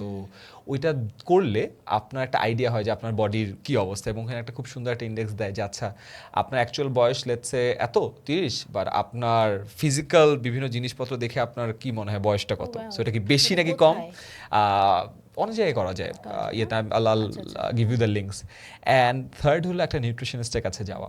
একটা নিউট্রিশনিস্ট যে আপনাকে বলবে যে আচ্ছা আপনার বডি ইন্ডেক্সে এই জিনিসপত্রগুলো আছে, আপনার বয়স এত, আপনার ওজন এত, আপনার ফ্যাট মাস এত, আপনার মাসল মাস এত। বেসড অন দ্যাট আপনার রুটিন সে শুনবে, যে আপনি সকালে কখন ঘুম থেকে উঠেন, কোন অফিসে কাজ করেন, কত, ওইটার উপর বেস করে আপনাকে একটা হয়তো বা নিউট্রিশন বা একটা ডায়েট সাজেস্ট করবে। সো এটা করতে যে খুব বেশি পয়সা খরচ হয় তা না। লেটস এ নিউট্রিশনিস্টের একদিনই তো আপনি নিচ্ছেন, আমরা তো ডক্টরের কাছে যাই, রাইট? সো এত যে এক্সপেন্সিভ তা না, এবং আপনাকে যে অনেক এক্সপেন্সিভ খাবার খেতে হবে তাও না। হ্যাঁ, প্রোটিন সোর্স বাংলাদেশে একটু খরচ বেশি, এটা সত্য, বাট এটা বাদে 2-3টা জিনিস যদি আপনি করে ফেলতে পারেন তাহলে ভালো। আরেকটা জিনিস, প্রতি বছর একবার ব্লাড ওয়ার্ক করা উচিত, ব্লাড টেস্ট আর কি, মানে আপনার ব্লাড টেস্ট করে সব কিছু একবার চেক করে দেখা উচিত যে আপনার সব কিছু ঠিকঠাক আছে কিনা। বিকজ বাংলাদেশে যেমন আমি শুনলাম যে 90% মানুষের যেমন ভিটামিন ডি ডেফিসিয়েন্সি আছে। সো কিছু সাপ্লিমেন্টস তখন নিলে দেখা যায় যে আপনার ওই ডেফিসিয়েন্সিগুলো হয় যায়। যেমন আমি এখন কয়েকটা সাপ্লিমেন্টস নেই, ওমেগা 3 নেই, ম্যাগনেশিয়াম নেই, ভিটামিন D3 নেই, বিকজ আমার কাছে দেখা গেছে যে আমি যখন ব্লাড ওয়ার্কটা করছিলাম আমার 3টা জায়গায় ডেফিসিয়েন্সিটা আছে। সো ওকে ফাইন, তাহলে নেই। অ্যান্ড আমার ডক্টর বলছে যে এই 3টা তুমি কন্টিনিউ করতে পারো, অসুবিধা নেই। সো এরকম যদি আমরা কিছু কাজ টেস্ট করে ফেলি তাহলে খুব ভালো হয়। আমরা ইউজুয়ালি যে যাই না ডাক্তারের কাছে আনলেস আমরা মরে যাচ্ছি। সো এবার prevention is better than cure. So প্রিভেনশনটা যদি করা যায়, a lot easier দেখে ফেলো, জানলা সব ঠিক করা যায়, মেন্টাল পিস থাকে। আচ্ছা, তুমি আরেকটা যেটা বললা যে বড় হয়ে শিখলা কমিউনিকেশনের ব্যাপারে, বড় হয় না, আমার কাছে মনে হয়েছে যে বাংলাদেশে কাজ করতে যে বিভিন্ন জায়গায় বিভিন্ন স্ট্রাগল ফেস করে একটা জিনিস আমার কাছে মনে হয়েছে যে আমরা কমিউনিকেট ঠিক রাইট ওয়েতে করতে পারি না, বা করি না, বা মেবি শিখি নাই সামথিং, যেটা ঝামেলা হয়েছে, এবং এটার কারণে আমরা অনেক মানুষ অনেক স্ট্রাগল করি। সো আমার মনে হয় যে কমিউনিকেশন স্কিলটা যদি আমাদের বেটার হয়, লাইফের অনেক জায়গায় অনেক বেনিফিট অ্যান্ড অ্যাডভান্টেজ আপনি পাবেন। আমি যদি আমার লাইফে একটা অ্যাডভান্টেজ বলি, আমি স্টুডেন্ট থাকা অবস্থায় অনেক দেশ ঘুরতে পেরেছি, এবং বিনা টাকায় আর কি, স্পন্সার্ডের উপর বিভিন্ন কম্পিটিশনে, বিভিন্ন বিজনেস কেস কম্পিটিশনে, বিভিন্ন জায়গায় ডেলিগেট হয়ে, এবং ওগুলো জায়গায় যাওয়ার একটা ক্রাইটেরিয়া ছিল যে আচ্ছা he is good with presentations, ও বাংলাদেশকে রিপ্রেজেন্ট করতে পারবে, বাংলায় কথা বলতে পারে, ইংলিশে কথা বলতে পারে। এখন আমি বিভিন্ন জায়গায় হোস্টিং করি, I am not a host, বা তাও হোস্টিং করার সুযোগ হয়, মেবি বিকজ আমার কাছে মনে হয় যে ওই যে অ্যাগেন কোনো একটা জায়গায় বাংলা এবং ইংলিশ দুই জায়গায় কথা বলতে হবে, আচ্ছা এই ছেলেটা পারে, বা করি। বা বিভিন্ন ইন্টারভিউতে বলেন, বা নিজের ক্যারিয়ার কথাও বলেন যে আমি যে প্রফেশনে আছি, আমি পড়াই বা পাবলিক স্পিকার। সো এই জিনিসটা আমাকে অনেক অ্যাডভান্টেজ দিয়েছে। আর আমি যদি একদম ছোটোবেলার কথা বলি, 2012, 13, 14 টাইমে আমি অনেক জায়গায় যেতাম 10 মিনিট স্কুলকে পিচ করার জন্য, যে আমরা এরকম একটা কাজ করছি, আমাদের টাকা দরকার, আপনারা স্পন্সর করবেন কিনা। অনেক জায়গায় টাকা দেওয়ার পরে যারা দিয়েছে তাদের সাথে আমার খাতির হয়েছে, রাইট? অনেক বছর পরে তার সাথে কথা হয়। আমি না রিসেন্ট টাইমসে কয়েক বছর আগে অনেকজনকে জিজ্ঞাসা করছিলাম যে আচ্ছা আমি তো ছোটো ছিলাম, ইউনিভার্সিটিতে পড়তাম, আপনারা আমাকে এত বড় একটা অঙ্কের স্পন্সরশিপের টাকা দিয়েছিলেন কেন? একটা কমন জিনিস আমি খুঁজে পাইছি, দুইটা ইনফ্যাক্ট, যে আয়মান তোমাকে দেখে মনে হয়েছে যে তুমি খুব হাম্বল একটা ছেলে, তুমি আসলে এটা করতে চাও, আচ্ছা গুড। আর 2 নম্বর কি? 2 নম্বরটা হইলো তোমার তো অনেকগুলো প্রেজেন্টেশন দিতে হয়েছিল, একটা আমাদের কাছে দিতে হয়েছিল, আমাদের বসের কাছে দিতে হয়েছিল। আমরা না ভাবি না তুমি পাশ করে বের হবা, পরে না তুমি যখন প্রেজেন্টেশন দিয়েছো সবাই মোটামুটি খুশি হয়েছিল। ও আচ্ছা, তখন আমার মনে হলো জ্ঞান লুকিং ব্যাক, আই থিঙ্ক ওই প্রেজেন্টেশন ভালো করে দেওয়ার কারণে প্রবলি আমার লাইফের ট্র্যাজেক্টরি চেঞ্জ হয়ে গেছে। প্রেজেন্টেশন ভালো না হলে মেবি আমি টাকাটাও পাইতাম না, আমি প্রবলি আজকে একটা অন্য জায়গায় থাকতাম। সো আমরা একদম ছোটোবেলা থেকে শুরু করে আজ পর্যন্ত জাস্ট কমিউনিকেশনের কারণে অনেক অ্যাডভান্টেজ পেয়েছি। সো এই সিম্পল পার্টটা থেকে আমার তখন মনে হয় যাচ্ছে আশেপাশে মানুষগুলোর মধ্যে অনেক জায়গায় যখন দেখে আমার খুব আফসোস লাগে, আচ্ছা মানুষটা অনেক ভালো, বাট ওর কথাটা যেভাবে বলার দরকার ছিল ওইভাবে না বলার কারণে ফেসে গেল। ওর আইডিয়াটা ভালো ছিল, বাট বেচারা একটু ইংলিশটা কম জানার জন্য প্রেজেন্টটা করতে পারলো না, টাকাটা পাইলো না। বা একটা বিজনেসের মধ্যেই যে দুটো টিমের মধ্যে একটা ফ্রিকশন হয়েছে, আমি জানি এও ভালো, দুজনের নিয়ত ভালো, বাট দুজনের মধ্যে একটা ঝগড়া হচ্ছে বিকজ কমিউনিকেশনটা প্রপারলি হচ্ছে না। অ্যান্ড এরকম সিন প্রতিনিয়ত আমি দেখি। আমার কাছে মনে হয় বাংলাদেশে কমিউনিকেশনটা বেটার করাটা খুব বেশি দরকার। আপনি যদি বেটার করেন, আপনি অনেক অ্যাডভান্টেজ পাবেন। ইনফ্যাক্ট তোমার যদি পড়াশোনায় তুমি অত ভালো না হও, মানে একাডেমিকলি তুমি অত ভালো না, সবাই তো ভালো হয়, কে বাট আমার মনে হয় একাডেমিক্স আসলেও কিন্তু তোমার ফিউচার, তোমার ক্যারিয়ার, তোমার ইনকাম ডিটারমাইন খুব একটা করতে পারে না, যে যা ভাগ্য আমরা লিখে নিয়ে আসে। কিন্তু তুমি ধরো তুমি ভালো স্টুডেন্ট ছিল না, হয়তো তুমি গ্র্যাজুয়েটও করো নাই, তুমি হয়তো ম্যাট্রিকের পর পড়ো নাই, ধরো 8 পর্যন্ত কেউ পড়ছে, বাট যদি আসলে ওই মানুষটার কনফিডেন্সের আসলে ঠিক কমিউনিকেশন স্কিল থাকে, কমিউনিকেশন কিন্তু শুধু কমিউনিকেট করা না, আরেকটা জিনিস বুঝতে পারা, দেন ওইটাকে কাজে লাগানো। In fact that's one of the biggest communication hacks, যেটা সবসময় পড়ে, যে how to listen. If you are a very good listener, আপনি কিন্তু তাও খুব ভালো কমিউনিকেট করতেছেন, তাই না? কারণ আমি কমিউনিকেশনই পড়ছি, বুঝছো, তাই তারপরে পারি না। হ্যাঁ, তারপরে কিন্তু আমার শিখতে হয়। আমি মিডিয়া কমিউনিকেশনই পড়ছি। ফার্স্ট আই স্টার্টেড বিজনেস, কিচ্ছু পারতাম না, দেন মার্কেটিং মাইনর ছিল, মেজর কমিউনিকেশন ছিল। যদি এই সাবজেক্ট না থাকতো আমি গ্র্যাজুয়েট হতে পারতাম না, কারণ ইট রিয়েলি হেল্প। তখন শিখাইছে একটা জিনিস, যে ইন্টারপার্সোনাল কমিউনিকেশন তিনটা, একটা যে ইন্ট্রাপার্সোনাল, যেটা নিজের সাথে নিজের কমিউনিকেশন, এইটা তো কেউ করে না আমাদের দেশে। আর you know how it starts, ছোটবেলায় দেখবা যে তুমি যদি একটা বিদেশে একটা মানে সাদা মানে কি বলে এগুলোকে, ফরেন বাচ্চা, সাদা বাচ্চা, বাংলাদেশি ঠিক না, আছে, হ্যাঁ, ওরা যদি ইউজুয়ালি ইভেন জানো বাংলাদেশে যে বাচ্চাগুলো বিদেশে থাকে, মানে এনআরবিস বা বাঙালিদের বিদেশ থাকা বাচ্চাগুলো যদি আসে, তখন দেখবো তোমাকে দেখে না, ফার্স্ট টাইম দেখলেও তোমাকে দেখে হাক করবে, সালামালাইকুম চাচু, কেমন আছো, বা এটা very warm and very open, right? কেমন আছো, এটা খুবই নাইস, হ্যাঁ, খুব অ্যাকোমোডেটিং, অবাক লাগে, মানে ওদের অ্যাটিটিউড ডিফারেন্ট হয়। আবার ইভেন একটা তুমি বিদেশি কোনো বাচ্চাকে যদি জিজ্ঞেস করো, hey what's your name, my name is Tommy, what you do, I do this, I do that, আসতে বললে দিবে অ্যানসার। আমাদের দেশে এই যে তোমার নাম কি, মা আর ওনার পিছে কোন গুহায় যে লুকাবে, ওই বাচ্চা বুঝে পায় না। ইটস ভেরি ট্রু, এবং এটাও কমিউনিকেশনের কারণে। তোমার কি এটা ভালো লাগে, তোমার কি তোমার ফেভারিট কালার কি, তোমার দিকে এমন ভাবে তাকাবে যেন তুমি ওকে ওর অটোবায়োগ্রাফি জিজ্ঞেস করো। তোমার বাচ্চা কাল থেকেই কিন্তু এটা শুরু হয়, সালাম দিতে লজ্জা পায়, অ্যাবসলিউটলি। আপন খালা, আপন মামা, যদি এক সপ্তাহ দেখানো হয়, এক সপ্তাহ পর দেখলে কেমন জানি এলিয়েন বিহেভ করতে থাকে, আর আমরা এগুলোকে আবার বলি আচ্ছা থাক, ওইটা লজ্জা পায়, আচ্ছা থাক কোনো কথা। ইনস্টেড বাচ্চাকে যদি একদম ফ্রেন্ডলি করে বড় করা হয়, যে তুমি সবার সাথে, ওখান থেকেই কিন্তু স্টার্টিং। অ্যাবসলিউটলি। ইনফ্যাক্ট আমি যখন কমিউনিকেশনের ক্লাস নেই, আমি যখন ফার্স্ট চ্যাপ্টারে সালাম দেয়া, বাংলাদেশে ইন্ট্রোডাকশন কিন্তু অনেক সহজ। আপনি একটা সুন্দর করে সালাম দেন, আসসালামু আলাইকুম ম্যাম, কেমন আছেন, আসসালামু আলাইকুম স্যার, কেমন আছেন, আসসালামু আলাইকুম আপু, কেমন আছেন। It's such a good intro. এবং আসসালামু আলাইকুম বলার পরে সে তো একটা উত্তর দিবেই, কেমন আছেন বলে সেও বলবে যে আমি ভালো আছি, তুমি কেমন আছো, ইন্ট্রো হয়ে যায়। কিন্তু এত কঠিন। সো আমরা যেমন 3টা জিনিস বলছিলাম আমি পডকাস্ট শুরুর আগে, যেটা একটা মানুষের পডকাস্ট বলছে কমিউনিকেশনটাকে অ্যাটলিস্ট 20% বেটার করে ফেলবে। থ্যাংক ইউ, প্লিজ, সরি, আমরা বলি না। এটাও দেখবেন বিদেশে গেলে এটা খেয়াল করা যায়, জানেন, যে এভরি টাইম আপনি কিছু একটা করছেন, বলে থ্যাংক ইউ। আমি এটা বাইরের দেশে যাওয়ার পরে শিখছি যে ও ওয়াও, কেউ একটা কিছু দিল, থ্যাংক ইউ। একটা ওয়েটারকে যতবার আসে ততবারই থ্যাংক ইউ বলা যায়। আমরা এটা বলি না, কিন্তু আগে একবার লাস্টে বলতাম যে আচ্ছা থ্যাংক ইউ বললে মেবি হয়ে যায়, না, প্রতিবার বলা উচিত। কোনো স্মল জিনিসেও সরি বলাটা, অ্যাপোলজিটা দেয়াটা, প্লিজ বলাটা, কোনো একটা কাজে ক্যান ইউ, মানে could you please do it for me, simple things, আপনার কমিউনিকেশন 20% বেটার হয়ে যাবে। নর্মালি কোনো এই জিনিসটা করে দাও, এটা না বলে কুড ইউ প্লিজ বলাটা, আপনার কমিউনিকেশন বেটার হয়ে যাচ্ছে, রাইট? স্মাইলটা, টাকা দেওয়া লাগে না, বাট আপনার এত ওয়ার্মথ শো হয়, মানুষ আদার সাইডে মানুষ কিন্তু অনেক সময় এই যে নন ভার্বাল কমিউনিকেশনেই খুশি হয়ে যায়, জাস্ট আপনার হ্যান্ড জেস্টার, বডি ল্যাঙ্গুয়েজ, স্মাইলটা, এটাই, দ্যাটস ইট। সিম্পল। আমাদের দেশে বলি আমরা, বাইরে গেলে এটা সবচেয়ে বেশি নোটিস করি আমি, যে ধরো আমরা একটা এলিভেটরে উঠলাম, আরেকটা তো অচেনা মানুষ উঠবে, বাইরে যখন বের হওয়ার আগে ওরা good morning, good evening, thank you কিছু একটা বলে। আর আমাদের বাংলাদেশে একই বিল্ডিং এ গত 50 বছর ধরে থাকি, আমি জানি এই লোকটা এর বাবা বা এর মা, গাড়িতে লিফটে বসে দুইজন এমন ভাবে দুই দিকে তাকায়, আমরা এলিভেটরে দাঁড়ায় থাকি, যে যেন ঝগড়া লাগছে আমাদের, অথচ ওর সাথে লাইফে কথা হয়নি। সিম্পল যে হাই, আচ্ছা তুমি না এই ফ্লোরে থাকো, ও আচ্ছা হ্যাঁ আমি তোমাকে দেখছি, তোমার ছেলে আমার পাশে খেলতে আসে, আচ্ছা একদিন এসে, সিম্পল। মানে একই বিল্ডিং এ বছরের পর বছর থেকে লিফটে উঠে কেউ কার সাথে কথা সবাই মাথা নিচু করে একটা কথা বললে যেন পাপ হয়ে যাবে। এটা অনেক অনেক বড় গ্যাপ। আমার বাচ্চাকাল থেকে ওই ইয়েটা ভেঙে দিতে হবে যেন ওরকম। এটা দরকার খুব দরকার। এবং বাচ্চাকাল থেকে আমার ওয়াইফ ও এখন একটা প্ল্যাটফর্ম বিল্ড করছে, মিস মুন নাম, যেখানে 1 থেকে 7 বছর বয়সী বাচ্চাদেরকে ও শেখানোর জন্য বিভিন্ন ভিডিও টিউটোরিয়াল করে। সো বাসায় প্রচুর বই নিয়ে আসে, সো বাচ্চাদের কমিউনিকেশনের জিনিসপত্রগুলো শিখতেছিলাম। সো ওইখানেও যেমন ও একদিন আমাকে বলতেছিল, আপনি এক্স্যাক্টলি যেটা বলতেছেন যে বাইরের দেশে বাচ্চারা ছোটবেলায় থাকলে এটা হয়, বাংলাদেশে এটা হয়, দেন ও বলছিল সাইন্টিফিক্যালি যে এই রিজনে এইটা হয়, দের আর মেনি বুকস যেখানে এই থিওরিটা হয়। তখন প্রায় কথা হয়, তখন আমার মনে হয় এটা আসলে আমাদের দোষও না, আমরা ছোটবেলা থেকেই তো ট্রেন্ড না, আমাদের দোষ কোথায়? এখন যে জিনিসে আপনি ট্রেন্ড না ওই জিনিসে আপনার ভালো হওয়া তো কঠিন, আপনাকে নিজ উদ্যোগে অনেক কিছু করে আপনাকে ভালো হতে হয়। বাইরের দেশে কিন্তু নিজ উদ্যোগে অনেক কিছু করে ভালো কিছু হওয়ার প্রয়োজন পড়ে না, বিকজ বাচ্চাকাল থেকে আপনাকে একটা এমন কারিকুলামের মধ্যে দিয়ে নিয়ে গেছে যেটা আপনার ভিতরে ইনগ্রেইনড।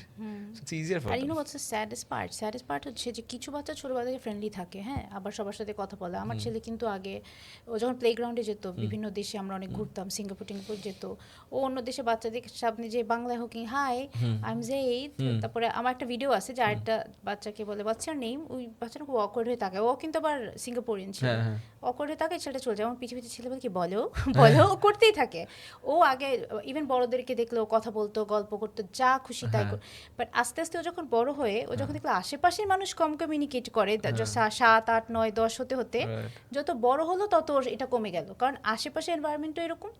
তখন ওর লজ্জা পাওয়া মানে পুরো উল্টায়, পুরো সবকিছুর সাথে আসলে রিলেটেড, যে কমে গেছে, যে আমার ওকে বলে বলে করানো লাগে, যে যে শাই ফিল করার কিছু নেই।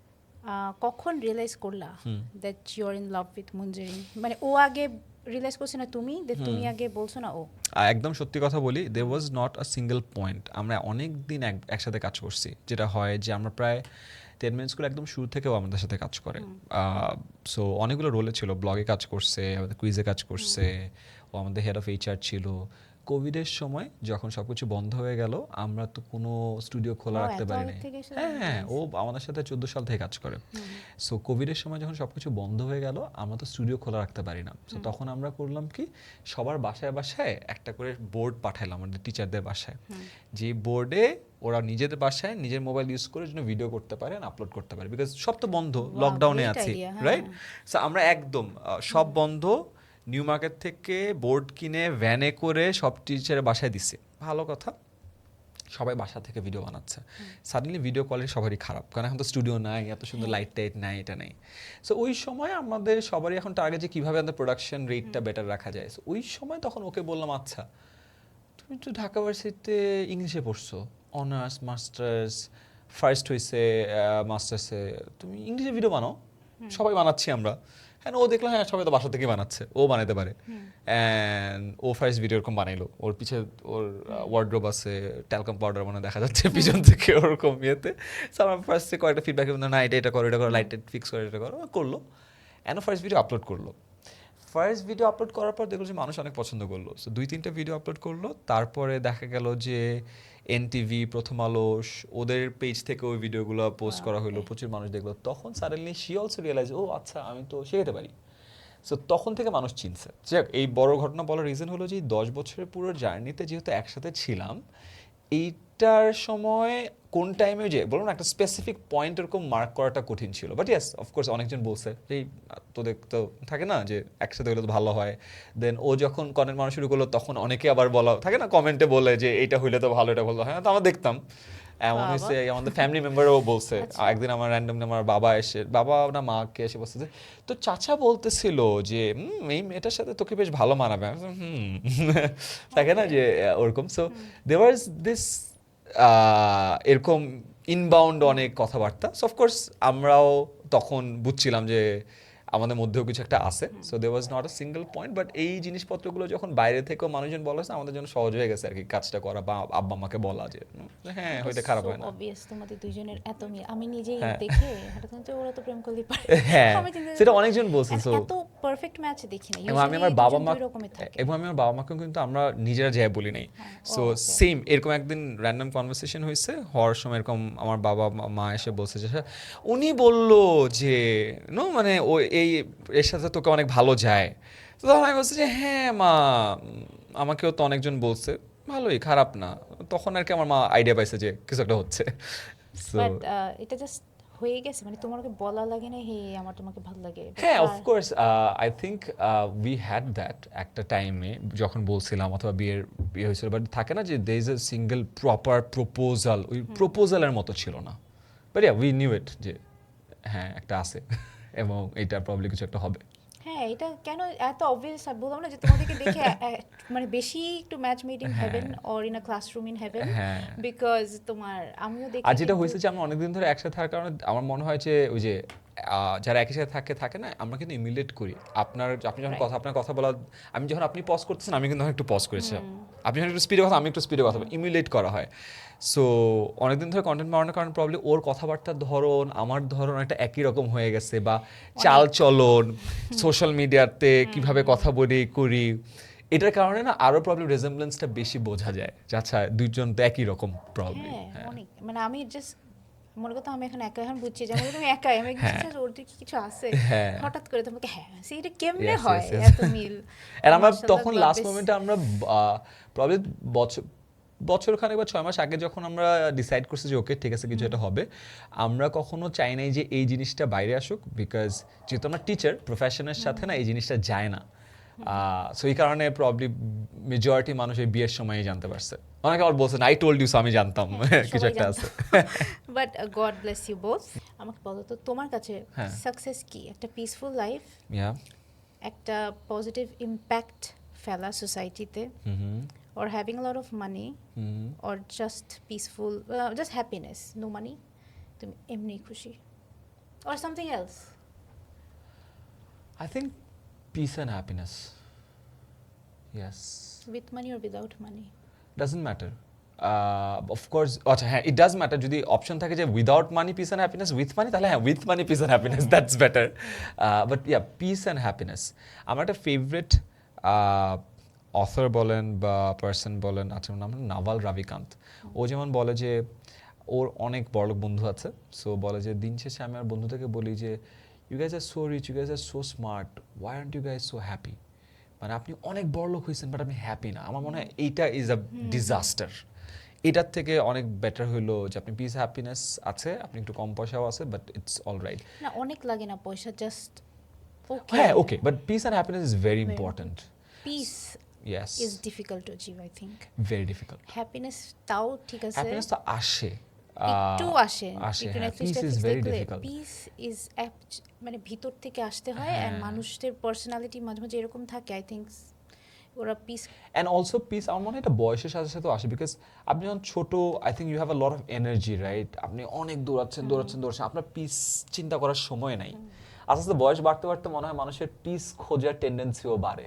যেমন আমি কিন্তু হ্যাপিনেস খুঁজতাম আগে অলওয়েজ, যে আমি টুর্নামেন্ট জিততেছি I am very happy, competition জিততেছি আই এম ভেরি হ্যাপি, ব্যবসা ভালো করছে আই এম ভেরি হ্যাপি, টাকা রিচ করছে I am very happy, right? And I to feel that, I has to crave that, যে হ্যাপিনেস। পরে একটা জায়গায় চিন্তা করতে গেলে আসলে হ্যাপিনেস কিন্তু ইটস বার্স্ট অফ হ্যাপিনেস, আপনি কিন্তু থাকে না, চলে যায়, আসে চলে যায়, আসে চলে যায়। What you need is a steady state of peace. Peace is more steadier, মানে এটা লং টার্ম সাস্টেইনেবল।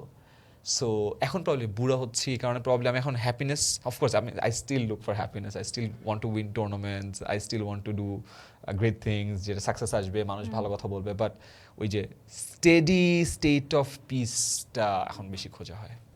হ্যাঁ, আমি একটা মানে আউট অ্যান্ড আউট পিস লাভার, মানে all my life. I think everyone. হ্যাঁ, মানে এখন I it's knew just that- that I needed peace. হ্যাঁ। আমি এই পিসের জন্য অনেক সময় মানে সব কিছু পিসফুল রাখতে গিয়ে অনেক ওলটপালট কম্প্রোমাইজ স্যাক্রিফাইসও করে ফেলছি, বাট আই থিঙ্ক পিস রাখতে গেলে অনেক না বলতে হয়। হ্যাঁ, আবার অনেক কিছুতে হ্যাঁ বলতে হয়। হ্যাঁ হ্যাঁ মেবি, বাট আমার কাছে মনে হয়েছে আমি রিসেন্ট টাইমসে না বলা শিখছি, আমি আগে পারতাম না। বাট যখন আপনি বুঝবেন যে আপনার লাইফের পিসটাকে প্রায়োরিটাইজ করা বেশি দরকার, তখন আপনি না বলাটাতে অতটা গিল্ট ফিল করবেন না, অ্যান্ড ইটস ভেরি ইম্পর্টেন্ট। এবং আপনি যখন বয়স আস্তে আস্তে হতে থাকে তখন আমার মনে হয় এই জিনিসটা মানুষ চিন্তা করে বা বুঝতে পারে যে একটা বড় জিনিসকে হ্যাঁ বলতে হইলে একটা বড় জিনিসকে না বলতে হয়, কারণ আপনার লাইফের সময় অ্যাটেনশন লিমিটেড। জাস্ট ঠুসে ঢুকাইয়ে ফেললে হয় না, অ্যান্ড ঠুসে ঢুকাইতে ফেললে আপনার লাইফ কেয়ারটিক হয়ে যায়, পিসটা ডিসরাপ্টেড হয়ে যায়। ওইটাই আমি ভুলভাবে পিস আগে মানে পিসই আমি জানতাম, বাট ভুল হয়ে গেছে। এটা খুব ফিলোসফিক্যাল যে আমি আমার এনভায়রনমেন্টকে পিসফুল রাখতে হ্যাঁ বলে ফেলতাম যে থাক সব পিসফুল থাকুক, আমার ভিতরে ইনার পিস চলে যাক। ও না হ্যাঁ it's the other way, it's a internal piece. বড় হয়ে বুঝছি যে ঠিক আছে আমি আগে পিসে আসি, রাইট, আশেপাশ শুড অ্যাডজাস্ট, কারণ আমি আগে মনে করতাম ভাই সব কিছু ঠান্ডা থাকুক, হ্যাঁ ওটার উপর আমাদের কন্ট্রোল নাই। আমার মনে হয় বিবিএতে আমার পরে একটা জিনিস আমার লাইফেও কাজে লাগছে, এটা হলো বলা হলো লোকাস অফ কন্ট্রোল। দুই ধরনের লোকাস অফ কন্ট্রোল আছে, একটা হলো ইন্টারনাল, একটা হলো এক্সটার্নাল। ইন্টারনাল লোকাস অফ কন্ট্রোলের মানুষ যারা, তারা সবকিছু বিশ্বাস করে তাদের সাথে যা হচ্ছে তাদের কন্ট্রোলটা তাদের নিজেদের। এক্সটার্নাল লোকাস অফ কন্ট্রোলে মানুষ বিশ্বাস করে তার সাথে যা হচ্ছে এটা হলো সব বাইরের মানুষের, দেশ, জাতি, সরকার। তো আপনি যত ইন্টারনাল লোকাস অফ কন্ট্রোল হবেন, মানে আপনি চিন্তা করবেন আপনার সাথে যা হচ্ছে, আপনার থটস, আপনার বিলিফ, আপনার অ্যাকশন, এটার উপর আপনার হাত আছে এবং আপনি পরিবর্তন করতে পারেন, আপনার লাইফের কন্ট্রোলটা তত বেশি আপনার হাতে চলে আসবে, আপনার জন্য ইজিয়ার হয়। শিখলাম, আমি মনোযোগ দিয়ে শুনলাম। লোকাস অফ কন্ট্রোল আচ্ছা, বিবিএতে শিখাইছে আমাদেরকে, লাইফেও কাজে লাগছে। তোমার কাছে অ্যাম্বিশন মানে কি? পাওয়ার, legacy, নাকি জাস্ট রেসপন্সিবিলিটি? and তুমি কি ambitious ছিল? would you call yourself ambitious? Yeah. So what is ambition to you? আমি জানি না, আমার সংজ্ঞা নাই। আমার ফ্রেন্ডরা বলে আমি অনেক কম্পিটিটিভ। ছোটবেলায় বিভিন্ন স্পোর্টসে জিততে চাইতাম অনেক বেশি, সো আই থিঙ্ক ছোটবেলায় ওইটাই ছিল আমার অ্যাম্বিশন। যখন বড় হয়েছি তখন বড়বেলার যেসব সাকসেসের প্যারামিটার্স আছে ওগুলো আমার অ্যাম্বিশন হয়েছে। টেনমেন্ট স্কুল যখন করছি, টেনমেন্ট স্কুল বড় করা সেটা একটা অ্যাম্বিশন হয়েছে। সো আমার লাইফে আমি বলবো না যে কোনো নির্দিষ্ট অ্যাম্বিশন ছিল, বয়সের সাথে সাথে অ্যাম্বিশনটা চেঞ্জ হয়েছে এক একটা টাইমে এক এক ধরনের। সো আমার কাছে এক্স্যাক্ট সংজ্ঞা নাই আসলে, বাট প্রশ্ন যদি হয় অ্যাম্বিশাস কি না, আই থিঙ্ক অনেক কম্পিটিটিভ, অনেক যেহেতু আমি অনেক কম্পিটিটিভ। কি টাইপের কম্পিটিটিভ? আমি যে কোনো কিছু জিততে চাই, আমি হারতে খুব প্যারা লাগে। আমি লুডো খেললেও আমি জিততে চাই, আমার বাসায় বোর্ড গেম খেললেও আমি জিততে চাই, ফুটবলও জিততে চাই। আমার হারতে অনেক প্যারা লাগে। আমার বউ বলে আমার sore loser, which is true. So আমার ফ্রেন্ডরাও যেমন বলে আমি হাইপার কম্পিটিটিভ, যেখানে দরকার নেই কম্পিটিটিভ হওয়ার সেখানেও কম্পিটিটিভ। তুমি পাগল। মেবি আমার ছেলে এরকম টাইপের ছিল, হার নিতে পারতো না। আমি ওকে বলে the more you lose the more you win, blah blah সব। আমি হার নিতে পারি, আমি তো শিখছি। আমি হারার পরে আমি অপোনেন্টকে কংগ্রেচুলেশন জানাই, ওদের জন্য তালি দেই, ওদের জন্য ক্ল্যাপ করি। So I take the loss, but আমার ভিতরে অনেক কষ্ট হয়। রিল্যাক্স ব্রো, ওইটাই। আচ্ছা, তো জানলাম যে আমার লাস্ট আমার সবথেকে কষ্টের দিন কোনটা ছিল না এই বছরের? কোনটা? আমি মিরপুর ডিউচেসে একটা ফুটবল টুর্নামেন্ট হয়, ওই ফুটবল টুর্নামেন্টে আমরা টানা 7টা না 8টা ম্যাচ জিতছি, ফাইনালে যে আমরা 1-0 গোলে হেরে গেছি, আমরা ট্রফিটা পাই নাই। এবং আমার এই বছরের যেহেতু শর্ট টাইম, আজকে কত তারিখ আছে, হলো 17 তারিখ, সেই 17 দিনে আমার ওয়ার্স্ট সবথেকে দুঃখের মোমেন্ট ছিল আমি টুর্নামেন্টে হেরে গেছি। So you can understand how competitive I am. তুমি শাহরুখ খানের মতো বল, আই এম নট হিয়ার, আমি বলি এটা নিজে, I am not here to compete with anybody, I am here to rule. ও আচ্ছা, ওটা আমি এখন ওই লেভেলে তো যাই নাই, আমাকে কম্পিট করে করে উঠতে হবে। যতবার হারি, I am not here to compete with anybody, I am here to rule. তো ভিতরে বলি, বাট হারটা মেনে নিতে অনেক কষ্ট হয়। জানতাম না সত্যি, আমি মনে হয় কি আর ওকে। হ্যাঁ, আমি দেখাই যে I am very okay, I am very chill. Of course এটা আমাকে প্রজেক্ট করতে হয়, একটু করি, বাট বুঝি বললাম না, জাস্ট ভিতর থেকে হারটা মেনে নিতে আমার অনেক কষ্ট হয়। আমাদের দেশের education system, English medium, Bangla medium, মাদ্রাসা, তিনটার মধ্যে একটা সিমিলারিটি আর মেজর তিনটা ডিফারেন্স। সিমিলারিটি হলো সবগুলোর মধ্যেই রেজাল্ট সেন্ট্রিক একটা ধারণা আছে, যে ভালো রেজাল্ট করতে হবে, ওইটাই সাকসেসের parameter. Dissimilarity is mode of language. I think English মিডিয়ামের মোড অফ ল্যাঙ্গুয়েজটা ইংলিশ, এখানে তো বাংলা, এটা অ্যারাবিক, এবং এইটার কারণে মোড অফ ল্যাঙ্গুয়েজের কারণে এটা হয়তো অনেক ছোটো ডিফারেন্স মনে হতে পারে, বাট এইটা তাদের লাইফের ক্যারিয়ার প্রজেকশন বলেন বা কোন দেশে থাকবে এটার উপর বিশাল একটা ইম্প্যাক্ট ফেলে। যেমন ইংলিশ মিডিয়াম মেজরিটি ছেলে পেলে দেশে বাইরে চলে যেতে চায়, রাইট, এবং তারা অনেক সময় আন্ডারগ্র্যাডটাই বাইরে করে। বাংলা মিডিয়ামের ছেলেপেলেরা, আমি অ্যাটলিস্ট আমাদের বয়সী বা আমি যাদেরকে পয়সা ক্ষেত্রে দেখেছি, অ্যাটলিস্ট তারা আন্ডারগ্র্যাডটা দেশে করে, তারপর বিদেশে যাওয়ার হয়তো বা চেষ্টা করে। সো ওই মোড অফ ল্যাঙ্গুয়েজের কারণেও সে কোন দেশে যাবে, কোন চাকরি করবে, এটা অনেকাংশে নির্ভর করে। তুমি যেহেতু বাংলা মিডিয়ামে পড়েছো আর এখন আবার ইংলিশ মিডিয়াম থেকে পড়াচ্ছো। না, আমি ইংলিশ মিডিয়ামে পড়াই না। ও না, আমি ছোটবেলায় টিউশন করাইছি, কারণ আমি কম জানি। এখন তো সিস্টেম বুঝলেও তোমার কাছে কি মনে হয় যে ধরো বাংলা মিডিয়ামের কোনো অ্যাডভান্টেজ কি আছে? ফার্স্ট অফ অল আমি আসলে ইংলিশ মিডিয়াম যেহেতু পড়াইনি, নিজেও ইংলিশ মিডিয়ামে ছিলাম না, আমি বাংলা মিডিয়ামের স্টুডেন্ট ছিলাম। ইংলিশ মিডিয়াম পড়াইছি হলো ক্লাস 8-এ আমার প্রাইভেট টিউশন। 10 মিনিট স্কুল থেকে আমরা ইংলিশ মিডিয়াম স্টুডেন্টদের কিন্তু পড়াই না, আমরা বাংলা মিডিয়ামের স্টুডেন্টদেরকে পড়াই। সো আমার আসলে ধারণাটা কম। বাট আমি যদি প্রশ্নটাকে একটু অন্যভাবে অ্যান্সার করি যে এডুকেশন সিস্টেমের ব্যাপারে আমার ওপিনিয়নটা কি, আমি বলবো যে কারেন্টলি এই এআই এর জামানায় পৃথিবী যেই স্পিডে চেঞ্জ হচ্ছে, সেই স্পিডে আমাদের একাডেমিক কারিকুলাম পরিবর্তিত হচ্ছে না। আমাদের কারিকুলাম চেঞ্জ হয়েছিল 2-3 বছর আগে, আমরা আবারও পুরনো 2011 শিক্ষাক্রমে চলে গেছি, আবার পুরনো বই পুরনো কারিকুলামে চলে আসছি। সো 2026-এ এসে 2011-12 জিনিসপত্র পড়ানো, শিক্ষাক্রম মেনটেন করা ইজ সামথিং যেটা আপনাকে নতুন পৃথিবীর সাথে তাল মিলাইতে হেল্প করে না, এবং এটা একটা প্রবলেম। আমি যেমন আমার স্টুডেন্টদেরকে অলওয়েজ বলি যে আজ থেকে 2 বছর আগেও আমি যখন ইউনিভার্সিটিগুলোতে যেতাম, আমি বলতাম তুমি এটা এটা এটা করো, তোমার এটা হবে, তুমি এই চাকরিতে ঢুকবো। আমার একদম স্প্রেডশিটে গুছানো ছিল যে তুমি এই সাবজেক্টে পড়ো, তোমার এই সিজিপিএ, তুমি এই জায়গায়, তুমি এই 5টা জিনিস করবা, একদম ডাক্তারদের মতো আমি বলে দিতে পারতাম। এখন যে আমি অকুপেটেড শিক্ষক, আমি জানি না যে আজ থেকে 3 বছর পর কোন চাকরি থাকবে। এআই এর কারণে সব কিছু চেঞ্জ হয়ে যাচ্ছে। আগে আমি বলে দিতে পারতাম, এখন আমি বলতে পারি না। So that is something very important and very impactful for us to realize যে আজকালকার বাচ্চাদেরকে আপনি যদি আগেরকার বাচ্চাদের মতো করে ট্রেন করা শুরু করেন তাহলে হবে না। আমাদের শিক্ষাক্রম আসলাম তো বহুকাল আগের থেকে ফ্যাক্টরি ওয়ার্কার বানানোর জন্য এক ধরনের কারিকুলাম বানানো হয়েছে, তারপরে আস্তে আস্তে হোয়াইট কলার বানানোর জন্য হয়েছে, এখন একটু ডিফারেন্ট ধরনের মানুষ বানানোর জন্য কারিকুলামটাকে চেঞ্জ করা দরকার, যেখানে অ্যাডাপ্টেবিলিটি, প্রবলেম সলভিংটাকে প্রায়োরিটি দিতে হয় রাদার দেন পুঁথিগত বিদ্যা। বাট ওই চেঞ্জটা হচ্ছে না, উইচ ইজ ভেরি ট্রাবলসাম, এবং আমার অনেক কষ্ট লাগে, বিকজ আমি তো শিক্ষাক্রমের বাইরে পড়াইতে পারি না, আমার কারিকুলামই মেনটেন করতে হয়। বাট কারিকুলামটার পরিবর্তনটা যেই লেভেলে হওয়া দরকার ওই লেভেলে হচ্ছে না। মা বাবাদের বাসায় এআই এর জন্য কি আলাদা কোনো কোর্স ক্লাস কিছু কি করানো উচিত যদি স্কুল বাচ্চাদেরকে?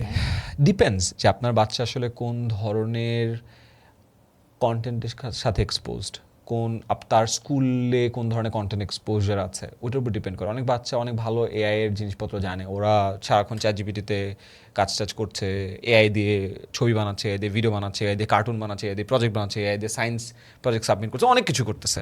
আবার অনেক বাচ্চা এগুলো কিছু ইউজ করতেছে না। আমার নিজেরই একটা কোর্স আছে এআই ফর সুপার স্টুডেন্টস, যেখানে আমি প্রতি সপ্তাহে একটা করে ভিডিও দিই, যে ভিডিওতে আমি দেখাই যে স্টুডেন্টরা কীভাবে এআই ব্যবহার করতে পারে। এটা করতে যে লাস্ট 3 মাসে আমার যে রিয়েলাইজেশনটা আসছে সেটা হলো 80-85% স্টুডেন্ট চ্যাটজিপিটির সাথে টুকটাক কোয়েশ্চেন বাদে খুব একটা বেশি এআই এর সাথে এখনও ইউসেজ লেভেলে যায়নি। এইটা বাড়াইতে হবে, এবং এটা যদি আমরা না বাড়াই তাহলে প্রবলেম। এআই 5 বছর পরে আপনার সকল ডিভাইসের, সকল টুলের, সকল অ্যাপ্লিকেশনের ভিতরে ইন্টিগ্রেটেড থাকবে। সো এটাকে ইউজ করতে জানাটা is going to be a mandatory thing. যেন ইম্যাজিন এখন যদি কেউ একজন আসে যে কম্পিউটার চালাতে পারে না, মোবাইল চালাতে পারে না, সে অনেক পিছায় যাবে না? সেম যে 2 বছর পরে আমি আসলে বুঝি না এআইকে কীভাবে ইউজ করতে হবে, সে অনেক পিছায় পড়বে। আচ্ছা, আমাকে একটা জিনিস বলো তো, আমি তোমাকে এটা অফ ক্যামেরাও জিজ্ঞেস করতাম, তো অন ক্যামেরাই করি। আমার অনেক ফ্রেন্ড, ওদের সবার বুটিকের business, maximum, but they are doing very good. But তুমি একটা এআই অ্যাপ বলো, যে ইনশর্ট যেমনি শিখাইছিলে, একটা এআই অ্যাপ বলো তো যেটা ইউজ করে প্রম্পট দিয়ে প্রমোশন, মার্কেটিং, দেন ধরো মডেলকে একটা আমাদের ড্রেসগুলো পরাই, ইজিলি আমাদের কস্ট কাট করে ফাটা মার্কেটিং করে এআইকে ইউজ করতে পারি বুটিক বিজনেসে। You will help everyone. I think ChatGPT দিয়েও করা যায়, জেমিনাই দিয়েও করা যায়। চ্যাটজিপিটি দিয়ে ভালো আউটকাম আসে, কেমন জানি আসে। ইট ডিপেন্ডস অন আপনার প্রম্পটিংটা কেমন হয়। আচ্ছা। সো যেটা হয় যে আপনার মডেলগুলো দিয়ে দেওয়া লাগে। সো ফর এক্সাম্পল এই মডেল, এই ড্রেস, দেন ওরা মার্চ করে দিতে পারে। জেমিনাই ওই জিনিসটা পারে। ন্যানো ব্যানানা এখন যেটা আছে, ফ্যান্টাস্টিক ওয়ার্কফ্লো ম্যানেজ করে। ইয়েস, ন্যানো ব্যানানা হলো জেমিনাইয়ের যে ইমেজ জেনারেশন টুলটা আছে সেটা। আলাদা অ্যাপ ডাউনলোড করব না? ওটা জেমিনাইয়ের ভিতরে। জেমিনাইয়ের ভিতরে আপনি যদি জেমিনাইয়ের ভিতরে যান, ওখানে যদি ইমেজ জেনারেশন টুলটা দেন, আমি আপনাকে দেখাই। সো আমি জেমিনাই অন করলাম, ইন্টারনেট আছে। সো এখানে প্লাস, এই যে এখানে দিলে এই যে ক্রিয়েট ইমেজ দেখেন, দেখছেন এই যে ব্যানানার একটা সাইন। সো ক্রিয়েট ইমেজ দিয়ে দিলে এই যে ন্যানো ব্যানানাটা অন হয়ে যায়। সো দেন আপনি প্রম্পট করলেন, ও ফাটাফাটি ইমেজ জেনারেট করে দিবে। এবং not just image, video generate করে দিতে পারে। ফর এক্সাম্পল আপনি মনে করেন আপনি একটা ড্রেসের ছবি দিয়ে দিলেন, আর আপনি একটা মডেলের হাঁটার ছবি দিয়ে দিলেন, যে আচ্ছা এই মডেলটা যেখানে হাঁটছে ওইটার মধ্যে আপনি এই ড্রেসটা চান, ও আপনাকে দিয়ে দিবে। ইনফ্যাক্ট আপনি যদি চান এটার জন্য কি প্রম্পট দিতে হবে ওই প্রম্পটটাও জানতে চাবেন, দিয়ে দিবে। যেমন এআই এর একটা ভালো টুল হ্যাক আমি আপনাকে শিখিয়ে দিই। আপনি অলওয়েজ ভয়েসে কমান্ড দিবেন যে লেটস সে আপনি একটা বুটিকের business, I run a boutique business, I have these many SKUs, I have a new item, it's a kameez, it's a let's say Pakistani lawn kameez, আমি জানি না, আমি just randomly বলতেছি এটার জন্য, this is fit for women of age 18 to 25, targeting Dhaka centric university goers. এটা বললেন একদম নর্মাল ইয়েতে, বাংলায় বলবেন, ইংলিশে বলতে এমন কোনো কথা নেই, বরাবর বলবেন যে এখন এটার জন্য একটা প্রপার ইমেজ দিয়ে দাও। সো ওই যে আপনি মুখে আপনার মাথায় যা যা ছিল আপনি সব ডাম্প করবেন, ওকে যত বেশি কনটেক্সট দিবেন ও তত বেশি আপনার ব্র্যান্ডের সাথে রেলেভেন্ট কন্টেন্ট বানায় দেবে। আপনি যে লিখতে চান অনেক প্যারা খাবেন, আচ্ছা প্যারা, অল ভয়েস অ্যান্ড বাংলিশে দিয়ে দিবেন, ফাটাফাটি কাজ করে। যেমন আমার প্রম্পটগুলো আমি যখন আমার চ্যাটজিপিটি ওপেন করি, আমার টিম বা আমার বললাম এত বড় বড় প্রম্পট, ওরা বলে ভাই আপনি এত বড় বড় প্রম্পট লিখেন কেমনে? আমি একটাও লিখি না, ভয়েস অন করে টানা বলতে থাকি এবং ওকে যত বেশি দিবেন তত। আরেকটা হ্যাক শিখিয়ে দিই, এই কোয়েশ্চেনটা করতে পারেন যে ইফ ইউ আন্ডারস্ট্যান্ড মাই, তুমি যদি আমার প্রম্পট বুঝো, জাস্ট রাইট ইয়েস, ও ইয়েস লিখবে, ও তখন অ্যান্সারটা দেয় না। তারপর আপনি আরও কনটেক্সট দিবেন, তারপর বলবেন if you understand just right yes, ও আবার বলবে জাস্ট ইয়েস। তো ওকে আস্তে আস্তে আপনি কী করছেন, প্রম্পট দিয়ে রেডি করছেন।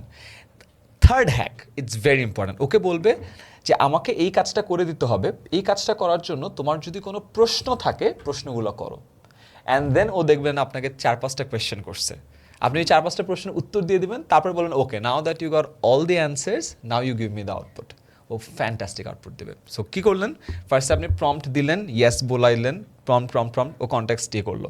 তারপরে সেকেন্ড হলো আপনি ওকে বললেন যে এই আউটপুটের জন্য যদি তোমার আরও কোনো কোয়েশ্চেন থাকে তুমি আমাকে করো, ও আপনার কোয়েশ্চেনগুলো দিয়ে দিল, ওই কোয়েশ্চেনের উত্তর আপনি ভয়েসে দিয়ে দিলেন, তারপরে আপনি বলেন এখন তুমি আমার কাজটা করে দাও, তখন দেখবেন যে ও আপনি যে আউটপুটটা চাচ্ছেন ওই আউটপুটটা দিবে। Wonderful. And we just got a reel compare to আপনি জাস্ট বললেন যে আমি একটা ব্যবসা করি আমার জন্য একটা ইমেজ বানায় দাও, ও তো বুঝতেছেন আপনি কিসের ব্যবসা করতেছেন, কোন ইমেজ চাচ্ছেন, কেমনে হবে জিনিসটা।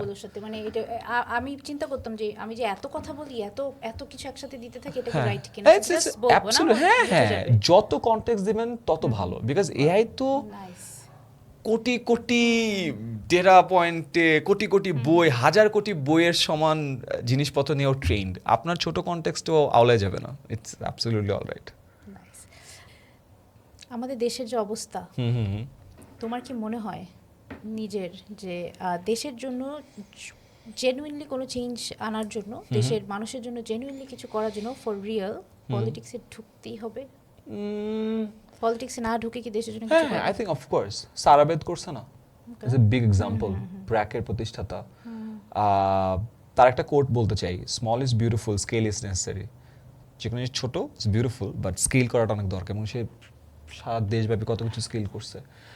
পৃথিবীর কত বড় বড় মানুষ আছে যারা পলিটিক্সে না ঢুকে অনেক বড় কাজ করছে। লেটস সে বিল গেটস পলিটিক্সে মানে ডিরেক্টলি ঢুকে নাই, রাইট? ইলন মাস্ক মাঝখানে ঢুকছিল, এখন তো আবার বের হয়ে আসছে। সো আপনি যদি হ্যাঁ মজা ছিল। সো আমার পৃথিবীর সব থেকে বড় লোক যাদের কথা চিন্তা করতেছেন, Elon Musk, Jeff Bezos, Larry Page, Sergey Brin, Bill Gates to Larry Ellison, সবাই কিন্তু বিভিন্ন ব্যবসায়ী, রাইট?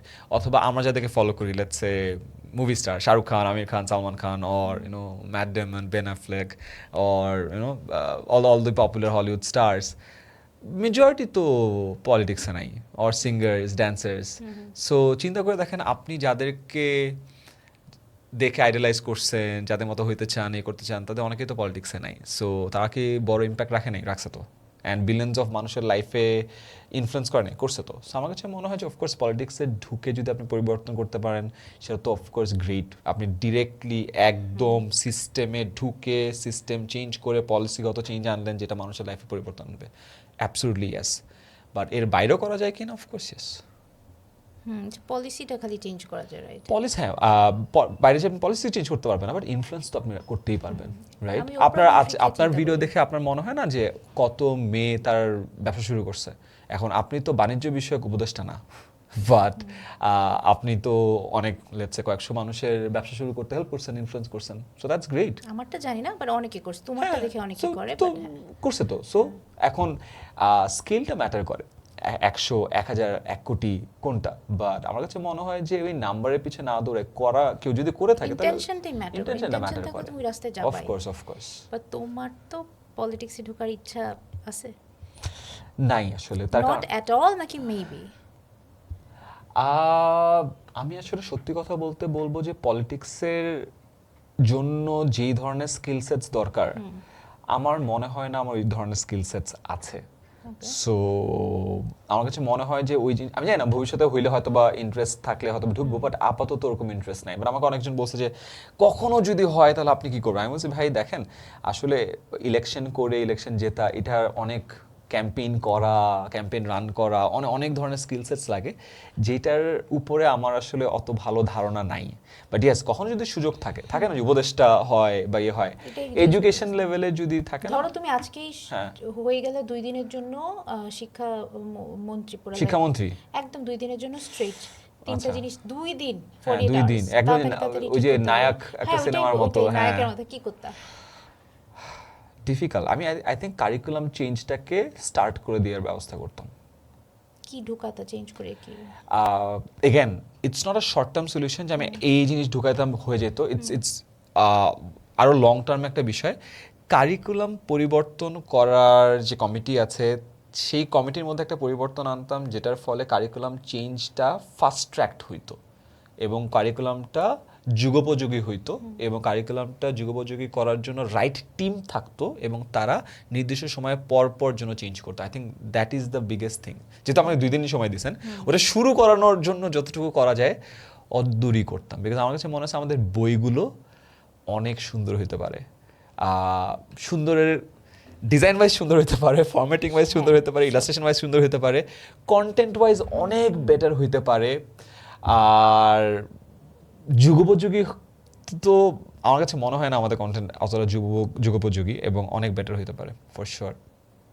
অনেক অনেক অনেক, আমি আর 5 মিনিট অনেক বললেও কম হয়ে যাবে। So yeah, almost at the end. হ্যাঁ, ইজ দেয়ার এনিথিং যেটা তোমার মনে হয় I should have asked you? Anything তোমার মনে হয় আমার তোমাকে এটা জিজ্ঞেস করলে আর ভালো অ্যানসার তুমি দিতে পারতে, এটা সবাই শিখতে পারতো, তুমি আমাকে বলো যে I think how to start something that you love doing. Yeah, and also how to আমি মনে করি পার্সোনালি হাউ টু, এখন আমার অডিয়েন্স বলবে যে হোস্টটা তো কথা বলে কেন, বাট আমার বলতে হবে সেটা যে হাউ টু ফার্স্ট স্টার্ট, যে তুমি to something you love to do, to start করা তার আগে how to find out what you really love doing. অনেক সময় না অনেক কিছু করার মাঝখানে বের হয়ে আসে, হঠাৎ 30 বছর বয়সে যে this is what I love doing, নিজেকে চিনার শেষ নাই। সো ডোন্ট থিঙ্ক যে এটাই I love doing, you keep doing and keep trying, এটা একটা ভালো জিনিস। অনেক কিছু বের করে নিয়ে আসবা। একে দেই আমি আপনাকে, কি একে দিবা? সো এটা খুঁজে বাইর করার ফ্রেমওয়ার্ক। Wow, really? আচ্ছা, হ্যাঁ, it's called the hedgehog concept. So there are 3 circles. ভাই তুমি একটা জন্মগত টিচার, কনসেপ্ট, তারপরে লুকাস কি কি। আমি যদি আপনি দেখাই, আগে তো বলছিলাম লোকাস অফ কন্ট্রোল হয়। সো 2 ধরনের লোকাস অফ কন্ট্রোল হয়। একটা হইলো ইন্টারনাল, একটা হয় হলো ইন্টারনাল, একটা হয় হলো ইয়েস গুড স্টুডেন্ট, আপনার মনে আছে এক্সটারনাল। ইন্টারনাল ভাবে সবকিছু হইলো ইন্টারনাল, নিজেদের নিয়ন্ত্রণ, সবকিছু হইলো এক্সটারনাল ভাবে নিজেদের নিয়ন্ত্রণ হইলো, আর এক্সটারনাল ভাবে বাইরের কিছু হইলো।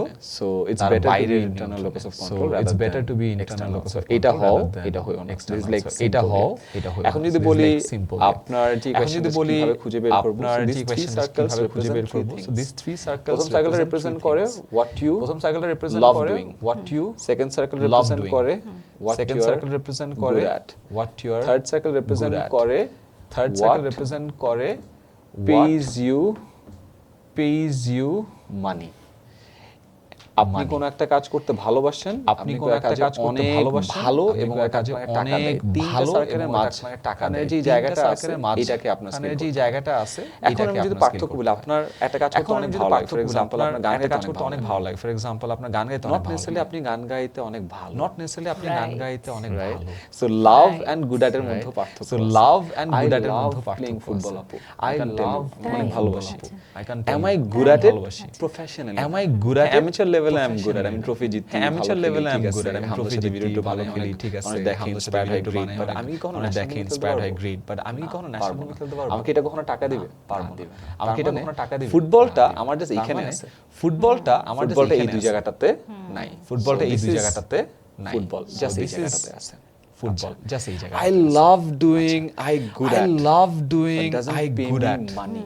but doesn't এটা কি pay জানেন? me money. Public এটা কি speaking. জানেন? Public speaking. আমি করতে অনেক ভালো লাগে, আমি করতে অনেক অনেক ভালো মানুষকে লাগে। ইন্সপায়ার করি, আমি আমি ভালো অনেক লাগে মানুষকে good at ইন্সপায়ার হতে করি। হতে। গুড, হ্যাঁ গুড at, এই জন্য তো ভালো বললাম লাগে যে good at এই হতে। সরি Good, হ্যাঁ, good at, এই জন্য তো এখানে বললাম হবে। যে এই সরি এটা এখানে এই দুটোর public speaking এখানে combination, হবে, এইখানে public My bad. speaking. এই দুটোর কম্বিনেশন এইখানে পাবলিক স্পিকিং। সো আমার ভালো লাগে, আই এম গুড at, আমার ভালো লাগে, আমার I'm good at. প্রফেশন না, But এটা আমাকে টাকা আমি দেয় না। বিভিন্ন এটা জায়গায় আমার যাচ্ছি, profession স্কুল না। কলেজ আমি ইউনিভার্সিটি, বিভিন্ন জায়গায় যাচ্ছি, স্কুলে যাচ্ছি, কলেজ আমার পয়সা ইউনিভার্সিটি, দিবে? বিভিন্ন না, গ্রামের পয়সা স্কুলে দিবে। যাচ্ছি, But এটা আমার পয়সা দিবে? এখানে না, আছে, আমার I'm পয়সা good দিবে at, না। But এটা I love এখানে doing. আছে, I'm good at. We have to find I love something doing. that we love We have doing, to find we're something good at, that we and also love pays doing, us we're money. good at, For and me, also it's pays us teaching. money. So for me, it's আমি পড়াই, teaching. I love doing it. আমি পড়াই। Am I good at it? I আমার love কাছে doing মনে it. হয় যে আমি good. Am I good at it? আমার কাছে মনে এদিকে আমার হয় টাকা যে পয়সা আমি দেয়? মোটামুটি। আমাকে এদিকে আমার টাকা পয়সা আমি দেয়? বিভিন্ন জায়গায় আমাকে সেশনস দেয়। নেই, আমি ইউনিভার্সিটিতে বিভিন্ন আমাকে টাকা জায়গায় দেয়, সেশনস নেই, ইউনিভার্সিটিতে টাকা দেয়, আমাকে টাকা দেয়, ক্লাস corporate নেই, system, কোর্স আমাকে থেকে টাকা রয়্যালটি দেয়, পাই, 10 টাকা minutes পাই, class 10 নেই, মিনিট স্কুলে course একটা থেকে উদ্যোগ, royalty এখান পাই, থেকে টাকা প্রফিট পাই, পাই, 10 ওখান minutes থেকে করে টাকা একটা পাই। উদ্যোগ, এখান So থেকে for me, profit pi, this ওখান is থেকে the টাকা central pi. space. So for me, Teaching. this So is এই the জায়গায় central কি আছে? space. Teaching. So এই জায়গায় কি আছে? টিচিং। সো এই জিনিসটা আমাদেরকে লিস্ট করতে হবে। So আপনি কি করবেন? এই বাসায় জিনিসটা যে আমাদেরকে লিস্ট করতে বা হবে। So যারা আপনি কি করবেন? শুনতেছে বাসায় সে যে কি কি করতে বা ভালোবাসে? যারা শুনতেছে সিঙ্গিং, সে কি কি করতে ড্যান্সিং, ভালোবাসে? Running, football, Singing, teaching, dancing, cooking, running, business, football, teaching, right? cooking, সব লিস্ট করবেন। business, লিস্ট করার পর দেখবেন right? যে সব এই লিস্ট করবেন। লিস্ট করার পর দেখবেন যে এই লিস্ট কয়টা গুড আটে ফেলানো যায়। যতগুলো আপনি কয়টা ভালোবাসেন গুড সবগুলো আটে কিন্তু গুড আটে আসবে না। যতগুলো আপনি হয়তোবা ভালোবাসেন সবগুলো এক, কিন্তু গুড দুই, আটে max আসবে না। তিনটা আসবে। হয়তোবা তারপর এক, দেখবেন দুই, এই max 1, 2, তিনটা 3টার আসবে। মধ্যে তারপর কয়টা দেখবেন থেকে এই আপনি 1, 2, 3টার পয়সা মধ্যে পান। কয়টা যেইটা থেকে পান, আপনি that is something you পয়সা should পান। scale. যেইটা পান that is Because something you should scale. life- because লাইফে আপনি একটা কাজ করতে অনেক পছন্দ করেন, ওইটা আপনি অনেক ভালো এবং আপনাকে পয়সা দেয়, ইটস গ্রেট। ওই কাজ করতে করতে আপনি টায়ার্ড, তার মানে ওই টায়ার্ডনেসের মধ্যে কিন্তু একটা বিশাল স্যাটিসফ্যাকশন কাজ করবে, right? So that's the model. আমি নিজেরটা মনে মনে ভেবে আমার একটা এভাবে যায়, হ্যাঁ। I love page me money, good at বেশি একটা মেবি না, হ্যাঁ। তারপর আমি বাসায় কেটে ঘুরে ঠিক করবো আজকে, ভালো হ্যাঁ জিনিস শিখলাম। প্লিজ। এবং এইটা যদি আমরা নর্মালি বের করে ফেলতে পারি, it's a very good thing. Thank you, অনেকেই শিখবে, এটা আমি হ্যাঁ। দেখাবো। ওকে, সো আজকে থেকে 20 বছর পর how do you want to be remembered, like Aiman, মানে আমরা কি বলবো যে আইমান সাদিক আমাদের দেশের এডুকেশন সিস্টেমে এই জিনিসটা চেঞ্জ করে দিল, কোনটা হবে তোমার মনে হয়? Personal level, he was a great teacher. He could really teach, inspire and motivate students. আর যদি 10 minute স্কুল বা লেগেসি ওয়াইজ চিন্তা করি তাহলে সেক্ষেত্রে বলবো যে ও বাংলাদেশের এডুকেশন সিস্টেমে যেই পরিবর্তনটা দরকার ছিল ওই পরিবর্তন করে গেছে আর পরিবর্তনের সূচনা করে গেছে। সূচনা করি। হ্যাঁ, পরিবর্তনটা I guess it's the only thing that is necessary is পরিবর্তন। সো শেষ হবে না। তোমার সব ট্যাগ যদি সরাই ফেলি, Aiman Sadiq the teacher, the IBA graduate, content creator, entrepreneur, সব ট্যাগ সরাই ফেললে in 3 words, who are you? Introduce us to the tagless real human being Ayman Sadik. A humble guy who's trying to make some difference. Who's very competitive, যে Who's- হেরে গেলে কান্দে। Who's very competitive, হারলে ভিতর থেকে কাঁদে, বাইরে হাসে। How sweet. আচ্ছা, তোমার সন্তানকে হ্যাঁ। সবার আগে কি শিখাবা, বড় হয়ে কি হতে হবে, এরকম মানে লাইক বড় হয়ে আমাদের বলে না, বড় হয়ে তোমার সন্তানকে কি শিখাবা, I বড় don't হয়ে কি know হতে হবে? ওর পৃথিবীটা কেমন হবে। আমার তো বাচ্চা নাই, সো বাচ্চা হইলে ওর পৃথিবীটা কেমন হবে আমি আসলে ইমাজিন করতে এটার পারি না। জন্যই ওকে তুমি কি শিখাবা, থিংকিং যে তুমি জানো না বড় হলে পৃথিবীটা অ্যাডাপ্টেবিলিটি, পরিবর্তনের সাথে কিভাবে অ্যাডাপ্ট করতে হয়, and that's very necessary. One quality তোমার নিজের that you can say that you are proud of. দুইটা। আমার কাছে মনে হয় যে throughout my career I tried to work with humility. I was very humble. মানুষদের যেসব জায়গায় আমি মনে করছি রেসপেক্ট দেওয়ার দরকার, রেসপেক্ট দিচ্ছি, যেসব জায়গায় আমার কাছে মনে হচ্ছে হিউমিলিটি নিয়ে কাজ করতে পারছি, সো দ্যাটস ওয়ান। আর 2 নাম্বার হইল, এটা একটা খারাপ কথা না বললে বোঝানো যাবে না, বাট একদম মানে আদা জল খায় গাদা খাটনি খাটতে পারি if it's needed. Hard work করতে পারা রাইট জায়গায় ইজ অ্যামেজিং, হ্যাঁ, বাট শুধু হার্ড ওয়ার্ক রং জায়গায় খালি এটাও করছি অনেক। করছো না, হ্যাঁ, ইটস ওকে, বাট আল্লাহ করছি। তোমাকে ডিউ ক্রেডিট দিয়ে দিয়েছে, আরো করছি দিবে, অনেক। আরো দিবে, আমার আরো করা উচিত। হ্যাঁ, আচ্ছা, তোমার এই কোয়েশ্চেনটা অনেক আগে করার কথা ছিল, হ্যাঁ। বাট ভুলে গেছি, এখন করি, Please. শর্টকাটে বলতে হবে। সেটা হচ্ছে গিয়ে যে তোমার social media is pretty much your office, right? তোমার কিন্তু একটা ওয়ার্ক প্লেসেরই মতন।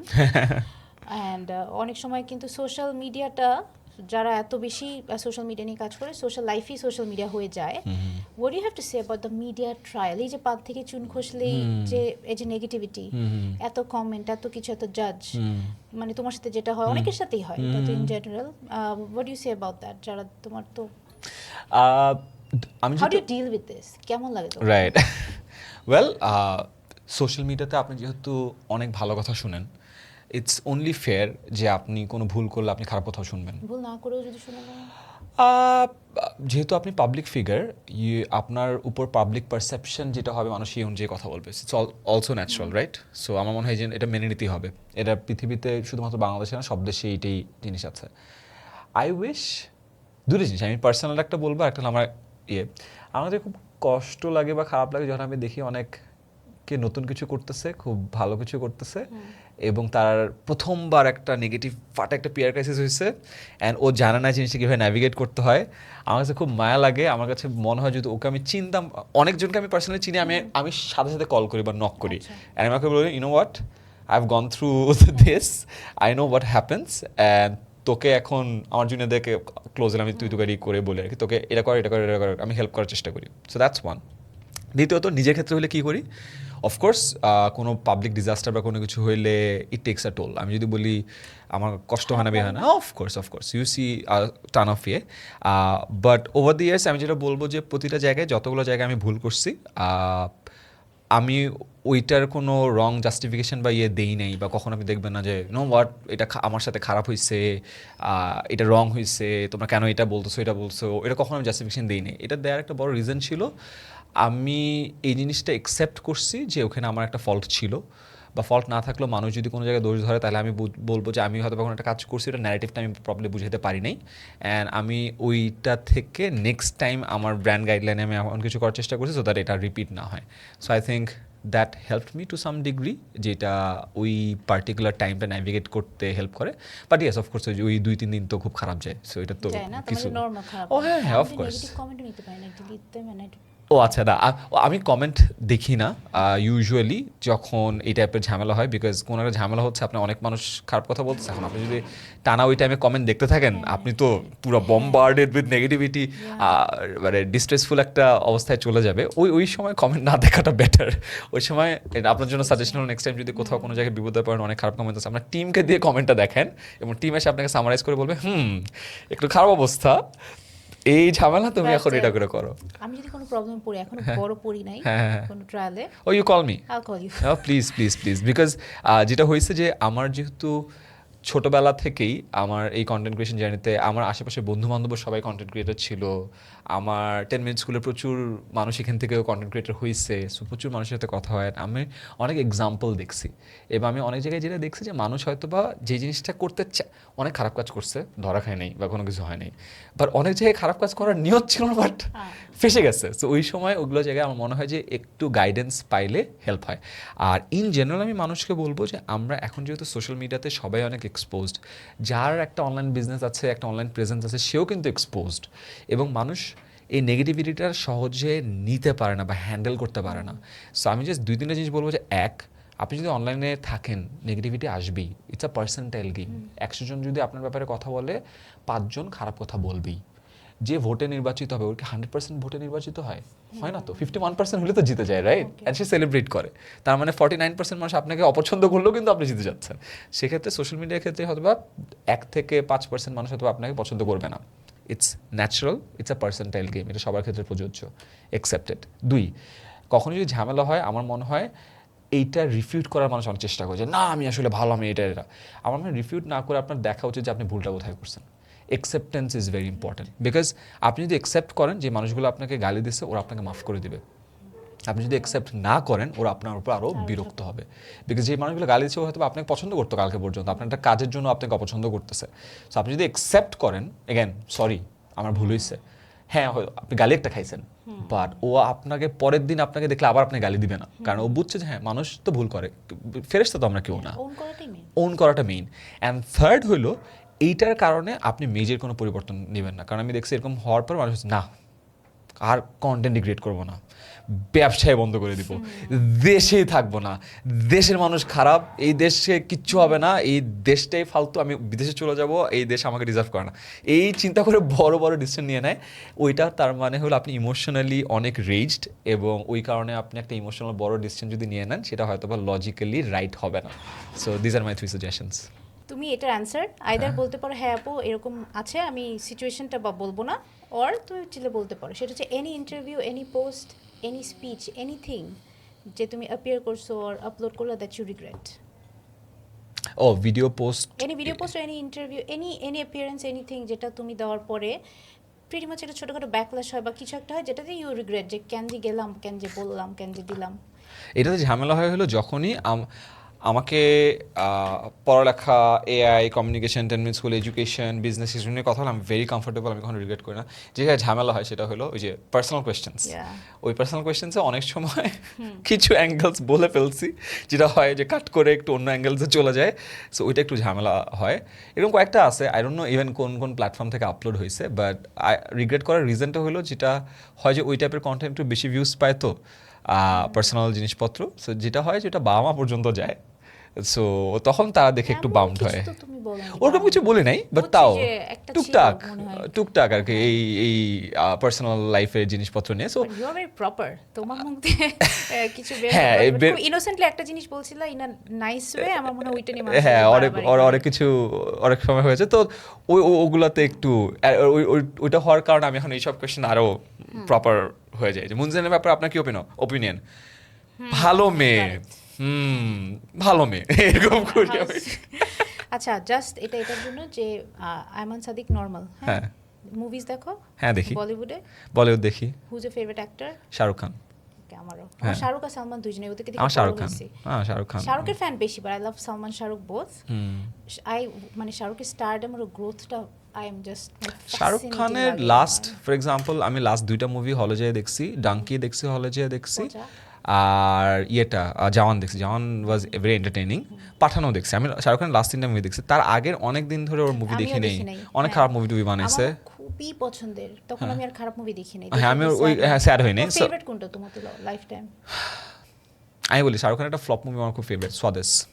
ফ্লপ নয়, কিন্তু একটা মানে কাইন্ড অফ, মানে অত হ্যাঁ critically acclaim, box office flop, slow ছিল দেখে, ওয়াজ হেভিলি মোটিভেটেড, প্রবলি এই কারণে আমার হয়তো বিদেশ যাওয়ার ইন্টেনশন ছিল না অনেক দিন। হ্যাঁ বাট আমি একটু মেটেরিয়ালিস্টিক, তো আমার কেন আসলো।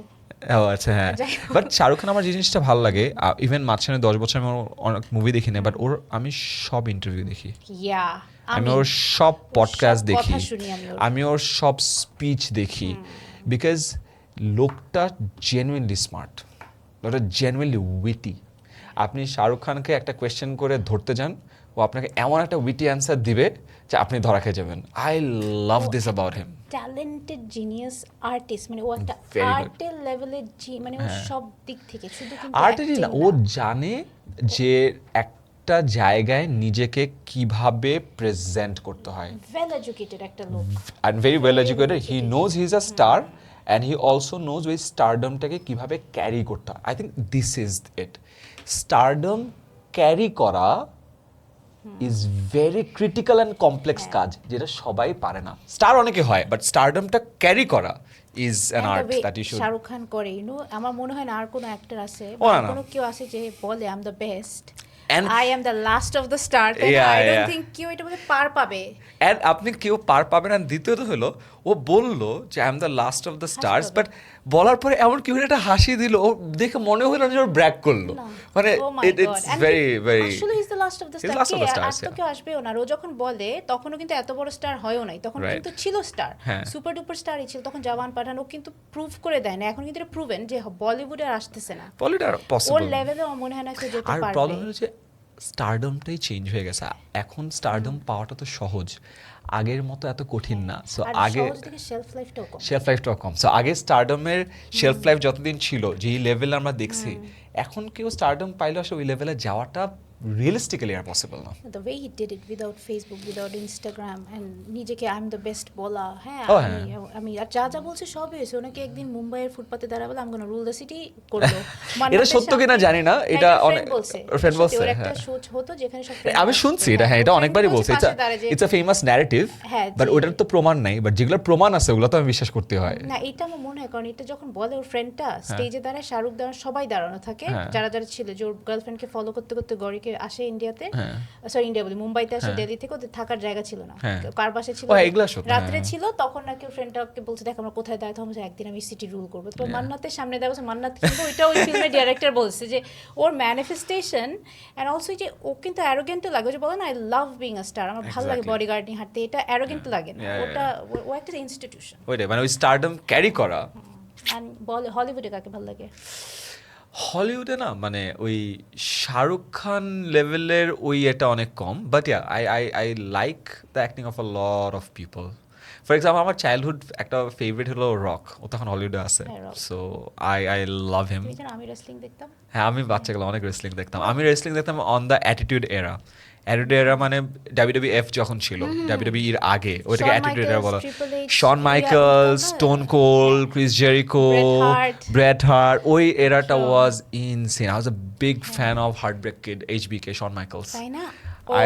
I can just go on and on about him. যখন শন মাইকেলস had an aura, যারা শন মাইকেলসকে দেখে নাই ওর প্রাইমে, ওর যখন বেকায় হেঁটে ডুম ডুম ডিস্ট্রিক্ট, ও মাই গড, আমি কি বিশ্বাস করেন যে আমি দেখতাম রেসলিং, আমি আমার কাজিনরা, আমরা সব মেয়ে, একটা ছেলে ছিল আমাদের বাচ্চা, মানে আমাদের মধ্যে সব, আমাদের ছোট ভাই একজন আর আমার ছোট ভাই দুইটা, আর আমরা সব মেয়ে, সিরিয়াসলি রেসলিং দেখতাম, আমরা সব জানি আন্ডারটেকার কি করছে, এটা কি করছে, এইচ ওরা যে মিললো, শাহরুখ আর শন আর ওই যে ট্রিপল এইচ, তারপর ওদের ঝগড়া লাগলো, তার আগে আবার আরেকটা ফ্রেন্ড ছিল শনের, ডি জেনারেশন এক্স, ও মাই গড কত কিছু। এখন তারপর কেমন জানি হয়ে গেছে এখন। হ্যাঁ এখন আমি ফলো, আগে আমি দেখতাম, তারপরে আমি ট্যাব রাখতাম মাঝে মাঝে, যেটা হয় ইউটিউবে ওই ডাব্লিউডব্লিউ রয়ের টপ 10 মোমেন্টস, স্ম্যাকডাউনের টপ 10 মোমেন্টস, ওগুলো দেখতাম। এখন আর আপডেট রাখা হয় না, এখন আগেরই ওগুলো একটু ওই ছেলেকে দেখাই যায় মাঝে মাঝে। হ্যাঁ এটা আমি কখনো বলি না, but I was a huge WW fan. আমিও পুরাই যখন এফ যে ই হওয়ার পরে আমি আস্তে আস্তে ছেড়ে দিয়েছি। ডাব্লিউডব্লিউ দ্য অ্যাটিটিউড এরা ওয়াজ সামথিং।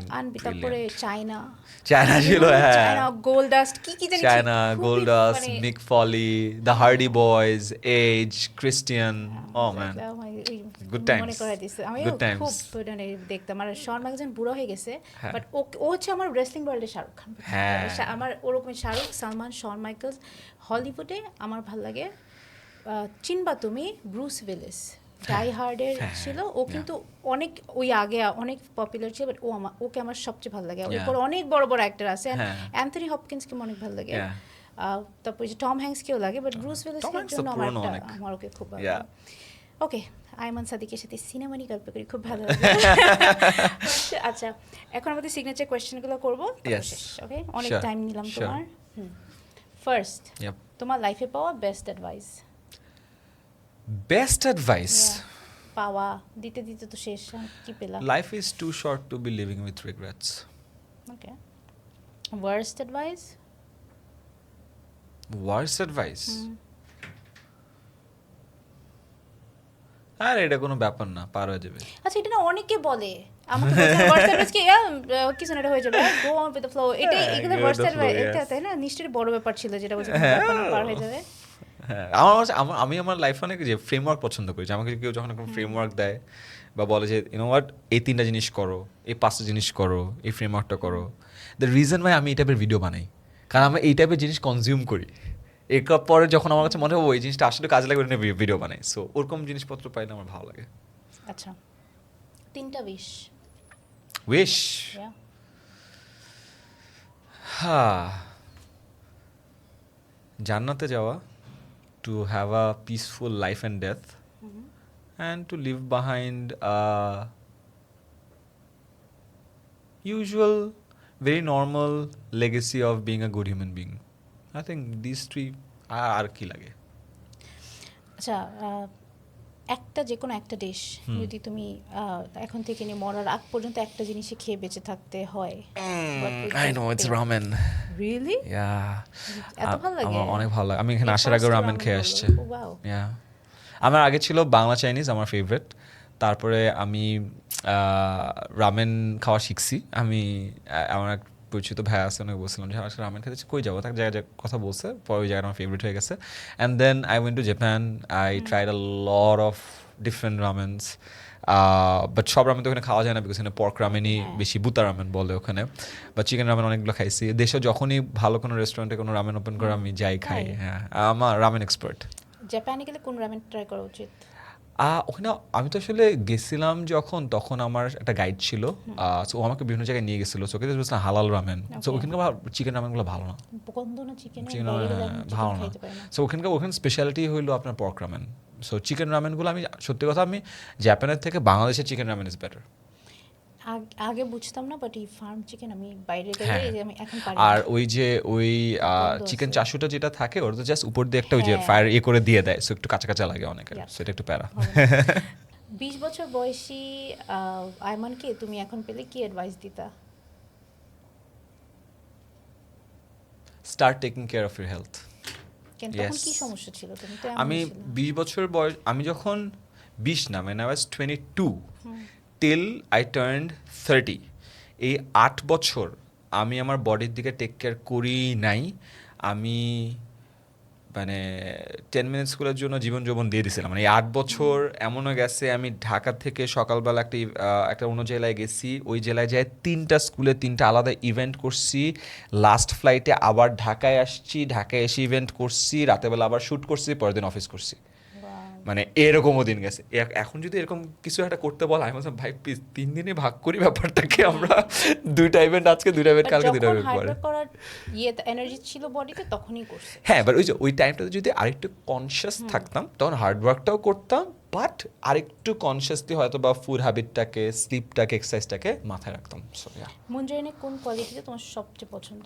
অনেক পড়তে পারে, শি ক্যান রিড আ লট। এটা ছাড়া এটা হবে না, পড়াশোনা না। সেকেন্ড হলো ওর নিজের যে ক্রাফট আছে, ওই ক্রাফটটা অনেক এফর্ট দেয়। আই থিঙ্ক আপনি যদি এখন দেখেন, ও মিস মুনের যে কন্টেন্টগুলো বানায়, ও নিজে গান গায়, কিন্তু ও নিজে গান গাচ্ছে, নাচতেছে, ও কিন্তু পুরো একটা ক্যারেক্টার প্লে করতেছে। সো ওই ক্যারেক্টার প্লে করাটা ওয়াজ ভেরি ডিফিকাল্ট। আমি ওয়ারিডও ছিলাম যে আচ্ছা ও মুনজারিন শহীদ। আর যেটা হয়, আপনি অনেকদিন একটা ক্যারেক্টার প্লে করতে করতে আপনি কিন্তু ওই ক্যারেক্টার হয়ে যান। যেমন আমি যখন কোনো ওভিসি করি বা কোনো ব্র্যান্ড এন্ডোর্সমেন্ট করি, আমি কিন্তু অন্য কোনো ক্যারেক্টার প্লে করি না, আমি কিন্তু আয়মান সাদিকই প্লে করি। আমার যে কোনো ওভিসিতে আমি play Ayman Sadiq. For example, আমি মুনজারিন রিসেন্টলি একটা করছি, ওখানে আমি আয়মান সাদিক হয়ে প্লে করছি, ও মুনজারিন শহীদ হয়ে প্লে করছে। ও যে ক্যারেক্টারটা ভেঙে, মিস মুন কিন্তু is not Munzereen Shahid, it's a different character for kids. ওই ক্যারেক্টারটা হওয়া, এই বয়সে এসে গাইতে হবে, নাচতে হবে, ডিফারেন্ট একটা কস্টিউম পরতে হবে, সো ওই জিনিসটা was difficult. So I thought ও ভয় পাবে, মানে ভয় পায়নি। সো আমার মনে হয় ক্রাফটসের প্রতি, ক্রাফট বলতে আমরা যেই কাজটা করি, ওই ক্রাফটসের প্রতি ও ভালো এফোর্ট দেয়, সম্মান দেয়। এনিথিং যেটা ওর তোমার ব্যাপারে আন্ডারস্ট্যান্ডিং, যেটা তুমি খুব ফ্যাসিনেটেড হও যে তোমার এই জিনিসটা বুঝে, and the way she feels about you, যেটা তোমার মনে হয় যে ওয়াও। I think space দিতে পারে. She knows where to give space. For example, I have some weird habits. For example, I love to run. 42 কিলোর দৌড়ানো is not a usual thing, right? Marathon দৌড়াই আমি। সো ওইটার জন্য আবার train করতে হয়, ট্রেনিংয়ের জন্য একটা পার্টিকুলার রুটিন ফলো করতে হয়, ওটার জন্য একটা কোচ লাগে। সো এই যে দৌড়ানোর জন্য এত কিছু করা, এটাকে স্পেস দেয়া বা ফ্রিডমটা দেয়া is something that she understands. So it's good. Okay, আমরা আমাদের শো শেষ। তুমি একটু আমার অডিয়েন্সকে বলো why they should subscribe my channel and that they should better subscribe my channel. ও আচ্ছা, আই থিঙ্ক আমরা মাঝখানে কথা বলার ফাঁকে আপু বলতেছিলাম, আমি তোমার সাথে একবার কথা বলবো, আমরা একটু প্ল্যান করি কীভাবে কী বেটার করা যায়। তো তখন আমি আপুকে বলতেছিলাম, আপু one thing that is good about you is you are authentic and your raw. So বলো হ্যাঁ, আমি তো অনেক বেশি কথা বলে ফেলাম। So that's the raw part, that's the authentic part. Because আজকালকার জামানায় স্পেশালি সোশ্যাল মিডিয়াতে আমরা অলওয়েজ প্রজেক্ট করি এমন একটা পার্ট যেটা হয়তো বা সবসময় আমাদের ট্রু সেলফকে রিপ্রেজেন্ট করে না। So I think you are still representing your true self, that's what makes you different and that's why people should subscribe to you. না বলো, you must. You must. You dare not. Thank you so much. Amazing ছিল আজকের conversation, আরো My অনেক pleasure. করতাম কারণ তুমি তো জানোই আমার একটু পরপর ফোন আসতেছে। হ্যাঁ, আপনাকে যেতে হবে। Thank you so much. My absolute pleasure আপু, ইনশাআল্লাহ নেক্সট টাইম ভালো থাকবেন, দেখা হবে।